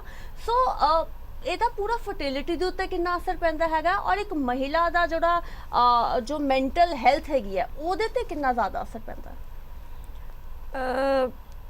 ਬੋਡੀ ਤੇ mental health everything is connected. ਕਿਉਂਕਿ ਜਦੋਂ ਤੁਸੀਂ ਕੋਈ ਵੀ ਕੰਮ ਸ਼ੁਰੂ ਕਰਦੇ ਹੋ ਜਾਂ ਕੋਈ ਵੀ ਕਰਨਾ ਸ਼ੁਰੂ ਕਰਦੇ ਹੋ ਤੇ ਸਟ੍ਰੈਸ ਵੱਧਦਾ ਜਾਂਦਾ ਹੈ। ਸੋ ਅੱਜ ਕੱਲ ਸਾਰੀ ਪ੍ਰੋਬਲਮਸ ਦੀ ਜੜ ਹੀ ਸਟ੍ਰੈਸ ਹੈ, ਰਾਈਟ? ਸੋ ਤੁਸੀਂ ਜਦੋਂ ਤੁਸੀਂ ਆਪਣੇ ਆਪ ਨੂੰ ਸਟ੍ਰੈਚ ਕਰੀ ਜਾਓਗੇ, ਤੁਸੀਂ ਆਪਣੇ ਪਰਸਨੈਲਿਟੀ ਨੂੰ ਵਧਾਉਣ ਦੀ ਕੋਸ਼ਿਸ਼ ਕਰਦੇ ਹੋ, so you compromise somewhere, right? ਤੁਸੀਂ ਠੀਕ ਨਹੀਂ ਖਾਓਗੇ, ਤੁਸੀਂ ਟਾਈਮ ਸਿਰ ਜਿਹੜਾ ਤੁਸੀਂ ਬਿੰਜ ਈਟਿੰਗ ਬੰਦ ਕਰੋਗੇ ਜਾਂ ਤੁਸੀਂ ਵਾਟਐਵਰ ਪਾਣੀ ਛੱਡ ਦੋਗੇ। ਕਿਉਂਕਿ ਪਾਣੀ, ਕਿਉਂਕਿ ਪ੍ਰੋਫੈਸ਼ਨ 'ਚ ਮੈਂ ਆਪਣੀ ਗੱਲ ਕਰਦੀ ਹਾਂ ਕਿ ਮੈਂ ਪਾਣੀ ਦੇ ਕਿੰਨੇ ਗਲਾਸ ਪੀ ਸਕਦੀ ਹਾਂ ਸਾਰੇ ਦਿਨ 'ਚ? ਮੈਂ max to max 2। It is easier for me to say ਜੀ ਦਿਨ 'ਚ ਤੁਸੀਂ 10 ਗਲਾਸ ਪੀਓ, ਪਰ ਜਦੋਂ ਮੇਰੀ ਆਪਣੀ ਗੱਲ ਆਉਂਦੀ ਹੈ then I am only drinking 2 glasses or maybe 5 glasses in a day when you add the entire day, right? So whenever you are trying to balance your body and you're trying to balance your profession sorry, you're trying to balance your family, you are compromising your own self. And ਜਦੋਂ ਤੁਸੀਂ ਆਪਣਾ health compromise ਕਰਨ ਲੱਗ ਜਾਂਦੇ ਹੋ, you are building ਬਿਮਾਰੀਆਂ। you ਤਾਂ ਹੀ start ਕਰਕੇ ਹੁਣ ਫਰਟੀਲਿਟੀ ਇਸ਼ੂਜ਼ ਨੇ, IVF and so many things, because when the best age to produce a child is 24 years. okay, That is the age when you will have least number of complications. ਪਰ ਉਦੋਂ ਤੱਕ 24 ਸਾਲ ਤੱਕ ਤੁਸੀਂ ਵਿਆਹ ਹੀ ਨਹੀਂ ਹੁੰਦੇ ਹੈਗੇ। ਹੁਣ ਵਿਆਹ ਹੀ ਨਹੀਂ ਹੁੰਦੇ, ਹੁਣ ਵਿਆਹ ਹੀ ਨਹੀਂ ਤੁਸੀਂ ਕਰਦੇ, ਤੇ ਫਿਰ ਉਸ ਤੋਂ ਬਾਅਦ ਤੁਸੀਂ ਜਦੋਂ 30 ਸਾਲ ਤੋਂ ਬਾਅਦ ਉਹ ਕਹਿੰਦੇ ਫਰਟੀਲਿਟੀ ਇਜ਼ ਡਿਕਰੀਜ਼ਿੰਗ, 30 ਤੋਂ ਬਾਅਦ ਤੁਸੀਂ ਜਦੋਂ ਮੇਰੇ ਕੋਲ ਆ ਕੇ ਬਹਿ ਜਾਂਦੀਆਂ ਕੁੜੀਆਂ ਸੇਇੰਗ ਕਿ ਅਰੇ ma'am we have been married or we've been together for last 8 years, ਪਰ ਹੁਣ ਅਸੀਂ ਪਲਾਨ ਕਰਨਾ ਹੈ। ਯਾ then I look at them and ਮੈਂ ਸੋਚਦੀ ਹਾਂ ਕਿ ਯਾਰ ਹੁਣ ਮੈਂ ਤੇ ਤੁਹਾਡਾ ਕੀ ਕਰਾਂ, right? Because eggs will start going haywire 30 ਸਾਲ ਤੋਂ ਬਾਅਦ, 35 ਤੋਂ ਬਾਅਦ ਫਰਟੀਲਿਟੀ ਇਜ਼ ਵੈਰੀ ਲੈਸ। ਸੋ 30 ਤੋਂ 35 years is what you have, ਉਹਦੇ 'ਚ ਤੁਸੀਂ ਕਦੀ ਕਿਸੇ ਨੇ 2 ਬੱਚੇ ਪੈਦਾ ਕਰਨੇ। ਐਂਡ ਹਾਰਮੋਨਸ ਦਾ ਬਿਲਕੁਲ ਸਾਰਾ ਦਾ ਸਾਰਾ ਰੋਲ ਸਟ੍ਰੈਸ ਤੇ। ਜਦੋਂ ਤੁਸੀਂ ਸੋਸਾਇਟੀ 'ਚ ਕੀ ਚੇਂਜ ਆ ਗਿਆ, ਤੁਸੀਂ ਚਾਹੁੰਦੇ ਹੋ ਮੈਂ ਹੁਣ ਇਹ ਪਲਾਨ ਕਰਨਾ ਹੈ, it has to happen the way I want, right? I start with this and therefore it has to come। Ma'am ਅਸੀਂ ਨਾ ਜਨਵਰੀ 'ਚ ਪਲਾਨਿੰਗ ਸ਼ੁਰੂ ਕਰਾਂਗੇ ਤਾਂ ਕਿ ਦਸੰਬਰ 'ਚ ਬੱਚਾ ਹੋ ਜਾਏ। Is it that simple? It is not that simple। ਪਰ ਫਿਰ ਉਹੀ ਵੇ ਆਊਟ ਕੀ ਹੈਗਾ? ਕਿਉਂਕਿ ਮੈਂ ਜਿਸ ਤਰੀਕੇ ਨਾਲ ਬੋਲਿਆ ਕਿ ਬਾਇਓਲੋਜੀਕਲ ਕਲੌਕ ਔਰ ਕਰੀਅਰ ਕਲੌਕ ਮਹਿਲਾਵਾਂ ਦੀ ਬਹੁਤ ਜ਼ਿਆਦਾ ਕੰਟਰਾਡਿਕਟਰੀ ਹੈਗੀ ਹੈ। ਮਹਿਲਾ ਜਿਹੜੀ ਹੈ ਫਾਈਨੈਂਸ਼ੀਅਲੀ ਇੰਡੀਪੈਂਡੈਂਟ ਹੋਣਾ ਚਾਹੁੰਦੀ ਹੈ, ਕਰੀਅਰ ਓਰੀਐਂਟਡ ਹੈ, ਲੇਕਿਨ ਤੁਸੀਂ ਕਹਿ ਰਹੇ ਹੋ ਕਿ of course the best stage to get pregnant is of course 25 years। So ਉਸ ਨੂੰ ਕਿਸ ਤਰੀਕੇ ਦੇ ਨਾਲ ਬੈਲੈਂਸ ਕੀਤਾ ਜਾਵੇ ਤਾਂ ਹੀ ਸਟ੍ਰੈਸ ਵੱਧਦਾ, ਤਾਂ ਹੀ ਇੰਨੀ ਜ਼ਿਆਦਾ ਸਮੱਸਿਆਵਾਂ ਜਿਹੜੀਆਂ ਨੇ ਉਹ ਆ ਰਹੀਆਂ ਨੇ। ਦੇਖੋ it is easy to say ਕਿ ਬੈਲੈਂਸ ਕਰ ਲਓ, but if you look at what when we started this discussion ਅਸੀਂ ਇਹੀ ਸੋਚਦੇ ਸੀ ਕਿ ਔਰਤਾਂ ਨੂੰ ਔਰਤ ਕਿਉਂ ਨਹੀਂ ਬਣਾ ਕੇ ਰੱਖਣਾ, right? Important aspect of your life is to produce a child, right? If you don't want to be a mother, then you take a call। beginning 'ਚ ਤੁਸੀਂ ਸਮਝ ਲਓ ਕਿ ਤੁਸੀਂ ਵਿਆਹ ਨਹੀਂ ਕਰਨਾ, ਤੁਸੀਂ ਬੱਚਾ ਨਹੀਂ ਪੈਦਾ ਕਰਨਾ, then it's very clear। then you look at your profession, then don't think about, I'm not saying ਕਿ ਤੁਸੀਂ ਆਪਣੇ ਆਪ ਨੂੰ ਤਿਆਰ ਨਾ ਕਰੋ, ਫੀਮੇਲ ਨਾ ਸੋਚੋ, but that motherhood the parameter ਨੂੰ ਆਪਣੇ ਨਜ਼ਰੀਏ ਤੋਂ ਬਾਹਰ ਰੱਖੋ। ਤੁਸੀਂ ਉਦੋਂ you can look after your health। ਠੀਕ ਹੈ, what is the problem? you balance your life and that is how you can go। but ਜੇ ਤੁਸੀਂ ਆਪਣੇ ਬੱਚੇ ਨੂੰ maximal care ਦੇਣਾ ਚਾਹੁੰਦੇ ਹੋ, then there is a right age to produce a child when you will have least amount of complications for yourself and for the child। ਠੀਕ ਹੈ, ਤਾਂ ਇਹ ਮਹਿਲਾਵਾਂ ਨੂੰ ਹੁਣ ਆਫ ਕੋਰਸ ਦੇਖਣਾ ਹੈਗਾ ਕਿ ਇਸ ਨੂੰ ਬੈਲੈਂਸ ਕਿੱਦਾਂ ਕਰਦਾ ਹੈ। ਜਸਮੀਤ, ਬਹੁਤ ਘੱਟ ਟਾਈਮ ਬਚਾ ਹੈਗਾ, ਤੁਹਾਡੇ ਤੋਂ ਪੁੱਛਣਾ ਚਾਹੁੰਦੀ ਹਾਂ ਕਿ ਹਮੇਸ਼ਾ ਇਹ ਗੱਲ ਹੁੰਦੀ ਹੈ ਕਿ ਬ੍ਰਦਰਹੁੱਡ ਹਮੇਸ਼ਾ ਹੁੰਦਾ ਹੈਗਾ, ਲੇਕਿਨ ਸਿਸਟਰਹੁੱਡ ਜਿਹੜੀ ਹੈ ਉਹ ਨਹੀਂ ਹੁੰਦੀ। ਮਹਿਲਾਵਾਂ ਦੀ ਦੁਸ਼ਮਣ ਹੁੰਦੀਆਂ ਨੇ। ਤੁਹਾਨੂੰ ਲੱਗਦਾ ਟਾਈਮ ਆ ਗਿਆ ਇਹਨੂੰ ਬਦਲਣ ਦਾ? ਕਿਉਂਕਿ ਬਹੁਤ ਸਾਰੇ ਇਨਸੀਡੈਂਟਸ ਆਪਾਂ ਸੁਣਦੇ ਹਾਂ ਕਿ ਮਹਿਲਾਵਾਂ ਜਿਹੜੀਆਂ ਨੇ ਉਹ ਅੱਗੇ ਨਹੀਂ ਜਾਣ ਦਿੰਦੀਆਂ ਮਹਿਲਾਵਾਂ ਨੂੰ, ਲੇਕਿਨ ਜਦੋਂ ਬ੍ਰਦਰਹੁੱਡ ਜਾਂ ਭਾਈਵਾਦ ਦੀ ਗੱਲ ਕਰਦੇ ਹਾਂ ਤਾਂ ਇਸ 'ਚ ਇੱਦਾਂ ਨਹੀਂ ਹੁੰਦਾ ਹੈਗਾ। ਆਈ ਥਿੰਕ ਮੈਂ ਇੱਕ ਪੁਆਇੰਟ ਤੇ ਪਰ ਜ਼ਰੂਰ ਟੱਚ ਕਰਨਾ ਚਾਹਾਂਗੀ, ਬਿਕਾਜ਼ ਮੈਮ ਨੇ ਬਹੁਤ ਚੰਗੀ ਗੱਲ ਕੀਤੀ। ਸਾਡਾ ਸਾਰਾ ਸਟ੍ਰੈਸ ਹੀ ਜਿਹੜਾ ਹੈ ਨਾ, ਇਹ ਸਾਰੇ sisterhood, brotherhood, lack of confidence, jealousy, ਇਹ ਸਭ ਕਿੱਥੋਂ ਆਉਂਦਾ ਹੈ? ਡਿਸਸੈਟਿਸਫਾਈਡ ਸੋਲ ਤੋਂ, ਯੂ ਨੋ। ਐਂਡ ਡਿਸਸੈਟਿਸਫੈਕਸ਼ਨ ਕਿੱਥੋਂ ਆ ਰਹੀ ਹੈ? ਵੈਨ ਵੀ ਡੋਂਟ ਨੋ ਸਾਡੀ ਮੇਕ ਕੀ ਹੈ। ਨਾ I am a female, why should I not take care of my feminine side, you know. ਮੈਂ ਕਮਾਈ ਕਰਨੀ ਹੈ ਤੇ ਕਮਾਈ ਕਰਨ ਲਈ ਕਿਆ ਮੈਨੂੰ ਕਾਰਪੋਰੇਟ ਲਾਈਫ ਹੀ ਜਾਣਾ ਜ਼ਰੂਰੀ ਹੈ? ਜਾਂ ਮੈਂ corporate life ਜਾਂਦੀ ਹਾਂ ਤਾਂ I have to lose everything out of myself. So you mean to say be used? Be ਮਹਿਲਾਵਾਂ used. ਤਾਂ ਮਹਿਲਾ ਰੋਜ਼ ਦੇ ਨੇਹਾ, ਵਿੱਚ ਮੈਂ ਹੀ- ਤੁਹਾਨੂੰ ਦੱਸ ਰਹੀ ਹਾਂ ਕਿ ਇੰਨੇ ਸਾਰੇ ਕਲਾਇੰਟਸ ਆਉਂਦੇ ਸਾਡੇ ਕੋਲ, PCOD, PCOS, all of these are imbalance problems. Conceive नहीं कर पा रहे, कपल में स्ट्रेस इतना है, बच्चा कर लोगे स्ट्रेस खत्म हो जाएगा. what world are we living in? ਉਹਦੇ ਤੇ ਸਟ੍ਰੈਸ ਉਹਦੇ ਜਾਏਗਾ ਉੱਤੇ ਹੋਰ स्ट्रेस पा रहे हैं. So basically ये sisterhood brotherhood, एक जो दर्द में औरत वो दूसरे को सुख क्या देगी, ना वो अपने हस्बैंड को देगी, ना अपनी बहन को देगी, ना किसी. So sisterhood brotherhood, I think I have seen women as goddesses. They can grow each other, they can really pull each other to a different dimension. But the idea here again comes is, when will we start talking as we and not girl and a boy? ਠੀਕ ਹੈ. ਸੋ ਸਾਨੂੰ ਬਿਲਕੁਲ ਵੀ ਲੈ ਕੇ ਚੱਲਣਾ ਹੈਗਾ ਔਰ ਬਿਲਕੁਲ ਇਸ ਤਰੀਕੇ ਨਾਲ ਜੀਣਾ ਹੈ ਕਿ ਬੀ ਯੂ ਮਹਿਲਾਵਾਂ ਜਿਹੜੀਆਂ ਨੇ ਆਪਣੇ ਆਪ ਨੂੰ ਸਮਝਣ ਔਰ ਪ੍ਰਾਈਡ ਲੈਣ ਕਿ ਆਪਾਂ ਮਹਿਲਾਵਾਂ, ਆਪਾਂ ਮੇਲ ਨਹੀਂ ਬਣਨਾ ਹੈਗਾ, ਆਪਾਂ ਪੁੱਤਰ ਨਹੀਂ ਬਣਨਾ ਹੈਗਾ, ਆਪਾਂ ਪੁੱਤਰੀਆਂ ਬਣ ਕੇ ਬਹੁਤ ਖੁਸ਼ ਹੈਗੇ ਆ. ਸਰਬਜੀਤ ਜੀ, ਤੁਹਾਡੇ ਕੋਲ ਮੈਂ ਆਖਰੀ ਜਿਹੜੇ ਹੈਗੇ ਨੇ ਸਵਾਲ ਪੁੱਛਣਾ ਚਾਹੁੰਦੀ ਹਾਂ. ਮੈਂਸਟਰੂਏਸ਼ਨ ਜਿਹੜੀ ਹੈਗੀ ਹੈ ਬਹੁਤ ਵੱਡੀ ਸਮੱਸਿਆ ਹੈ, ਉਸਦੇ ਉੱਤੇ ਜ਼ਿਆਦਾ ਗੱਲ ਨਹੀਂ ਹੁੰਦੀ, ਸਕੂਲ ਡ੍ਰੌਪ ਆਊਟਸ ਜ਼ਿਆਦਾ ਇੰਨੇ ਜ਼ਿਆਦਾ ਹੁੰਦੇ ਨੇ ਔਰ ਇੱਕ ਬਹੁਤ ਹੀ ਜ਼ਿਆਦਾ ਡਿਸਕ੍ਰਿਮੀਨੇਸ਼ਨ ਵੀ ਹੁੰਦੀ ਹੈਗੀ ਹੈ ਕਿ ਜਦੋਂ ਮੈਂਸਟਰੂਏਸ਼ਨ ਸ਼ੁਰੂ ਹੁੰਦੀ ਹੈ ਤਾਂ ਮਹਿਲਾਵਾਂ ਨੂੰ ਬਹੁਤ ਜ਼ਿਆਦਾ ਜਿਹੜਾ ਹੈਗਾ ਸਾਹਮਣਾ ਕਰਨਾ ਪੈਂਦਾ ਹੈ ਕਿ ਇੱਕ ਕਮਰੇ ਦੇ ਵਿੱਚ ਹੀ ਬਹਿਣਾ ਪੈਂਦਾ ਹੈਗਾ ਜਾਂ ਉਹ ਆਪਣਾ ਕੰਮ ਛੱਡ ਦੇਣਗੀਆਂ, ਸਕੂਲ ਡ੍ਰੌਪ ਆਊਟ ਹੋ ਜਾਏਗਾ. ਤੁਹਾਨੂੰ ਲੱਗਦਾ ਹੈ ਕਿ ਹੁਣ ਸਮਾਂ ਆ ਗਿਆ ਕਿ ਇਸ ਨੂੰ ਤੇ ਆਪਾਂ ਦੂਰ ਕਰ ਦਈਏ, ਆਪਣਾ ਟੈਬੂ ਜਿਹੜੇ ਹੈਗੇ ਨੇ ਦਿਮਾਗ ਦੇ ਵਿੱਚ ਉਸ ਨੂੰ ਦੂਰ ਕਰ ਦਈਏ ਐਟਲੀਸਟ?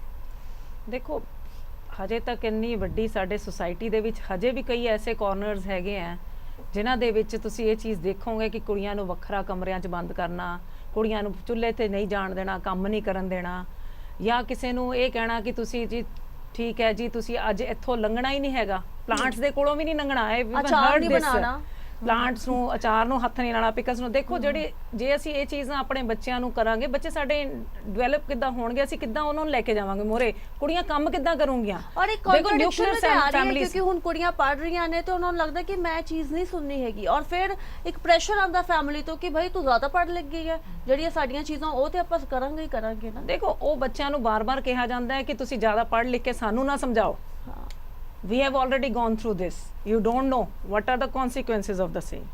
ਇਸ ਤਰੀਕੇ ਨਾਲ ਬੱਚਿਆਂ ਨੂੰ ਦਬਕਾਇਆ ਜਾਂਦਾ. ਪਰ ਦੇਖਿਆ ਜਾਵੇ ਤਾਂ ਬੱਚੇ ਇੱਕ ਪਾਸੇ ਅਸੀਂ ਨਿਊਕਲੀਅਰ ਫੈਮਲੀਆਂ ਵੱਲ ਚੱਲ ਪਏ ਆ, ਇੱਕ ਪਾਸੇ ਸਾਡੇ ਬੱਚੇ ਇਕੱਲੇ ਪੜ੍ਹਨ ਵਾਸਤੇ ਅਬਰੋਡ ਵੀ ਜਾ ਰਹੇ ਨੇ, ਅਸੀਂ ਆਪਣੇ ਬੱਚਿਆਂ ਨੂੰ ਇੰਡੀਵਿਜੂਅਲੀ ਸੈਟਲ ਕਰ ਰਹੇ ਹਾਂ. They are staying in the PG system, they are going abroad for the studies, they are staying in the different world, they are even doing jobs and staying alone in the cities. What will they do? Where will they go? ਉੱਥੇ ਜ਼ਰੂਰੀ ਥੋੜ੍ਹਾ ਨਾ, ਇੰਨਾ ਤਾਂ ਨਹੀਂ ਕਿਸੇ ਕੋਲ resources ਹੈਗੇ ਕਿ ਮੈਂ ਬਾਹਰੋਂ ਹੀ ਖਾਂਦਾ ਰਵਾਂ ਜਾਂ ਮੈਨੂੰ ਕੋਈ ਆ ਕੇ ਪੈਂਪਰ ਕਰਦਾ ਰਵੇ. ਔਰ ਹੁਣੇ ਜੇ ਅਸੀਂ ਉਸ ਚੀਜ਼ ਦੇ ਉਸ ਪੀਰੀਅਡ ਦੇ ਵਿੱਚ ਉਹਨਾਂ ਨੂੰ ਸਟਰੈਂਥ ਹੀ ਨਹੀਂ ਦੇਵਾਂਗੇ, ਉਹਨਾਂ ਨੂੰ ਦੱਸਾਂਗੇ ਹੀ ਨਹੀਂ ਕਿ ਤੁਸੀਂ ਕਰ ਸਕਦੇ ਹੋ, ਇਹ ਤਾਂ ਨੈਚੁਰਲ ਪ੍ਰੋਸੈਸ ਹੈ, ਤੁਸੀਂ ਆਪਣਾ ਕੈਰੀ ਔਨ ਕਰੋ, ਇਹ ਤਾਂ ਕੋਈ ਚੱਕਰ ਨਹੀਂ ਹੈ, ਤਾਂ ਨੇਚਰ ਹੈ, ਕੁਦਰਤ ਹੈ. ਜਿੱਦਾਂ ਸਾਨੂੰ ਪਤਾ ਨਹੀਂ ਅਸੀਂ ਬਚਪਨ ਤੋਂ ਕਦੋਂ ਐਡੋਲੈਸੈਂਟ 'ਚ ਆ ਗਏ ਤੇ ਕਦੋਂ ਅਸੀਂ ਮੈਚਿਓਰ ਹੋ ਗਏ ਤੇ ਕਦੋਂ ਅਸੀਂ ਬੁੜੇ ਹੋ ਗਏ. ਇਹ natural resource things are happening inside your body. ਬਿਲਕੁਲ. ਜੇ ਤੁਸੀਂ ਇਸ ਤਰੀਕੇ ਦੀ ਸਮਝ ਬੱਚਿਆਂ ਨੂੰ ਸਭ ਸਮਝ ਹੈ, ਪਰ ਉਹਨਾਂ ਨੂੰ ਦਿਓ ਉਹਨਾਂ ਨੂੰ ਲਿਫਟ ਕਿ ਹਾਂ ਠੀਕ ਹੈ ਬਈ ਤੁਸੀਂ ਆਪਣੀ ਜ਼ਿੰਦਗੀ ਆਪੇ ਜੀਣੀ ਹੈ, ਬੇਟਾ ਬਿਮਾਰ ਵੀ ਹੋਏ ਤਾਂ ਆਪੇ ਰੋਟੀ ਪਕਾ ਕੇ ਖਾਣੀ ਪੈਣੀ ਹੈ, ਤੁਹਾਨੂੰ ਕਿਸੇ ਨੇ ਚਾਹ ਨਹੀਂ ਪੁੱਛਣੀ. ਤਾਂ ਹੀ ਮੈਂ ਬੋਲਿਆ ਸੀ ਕਿ ਹੁਣ ਬੇਟੀ ਬਚਾਓ ਬੇਟੀ ਪੜਾਓ ਦੀ ਜਗ੍ਹਾ ਬੇਟਾ ਸਮਝਾਓ ਜਿਹੜਾ ਹੈਗਾ ਉਹ ਵੀ ਮੁਹਿੰਮ ਸ਼ੁਰੂ ਹੋਣੀ ਚਾਹੀਦੀ ਹੈ ਔਰ ਆਪਣੇ ਘਰਾਂ ਦੇ ਵਿੱਚ ਸ਼ੁਰੂ ਹੋਵੇਗੀ ਕਿਉਂਕਿ ਹੁਣ ਸ਼ੁਰੂ ਕਰਾਂਗੇ ਤੇ ਆਈ ਥਿੰਕ ਅਗਲੀ ਜਨਰੇਸ਼ਨ ਤੱਕ ਪਹੁੰਚਾਂਗੇ.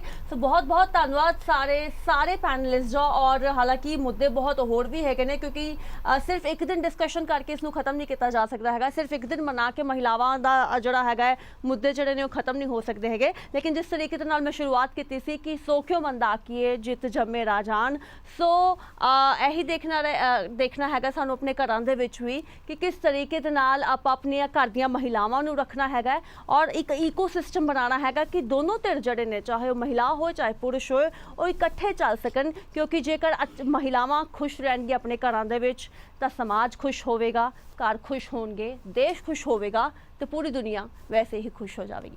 ਬਹੁਤ ਬਹੁਤ ਧੰਨਵਾਦ.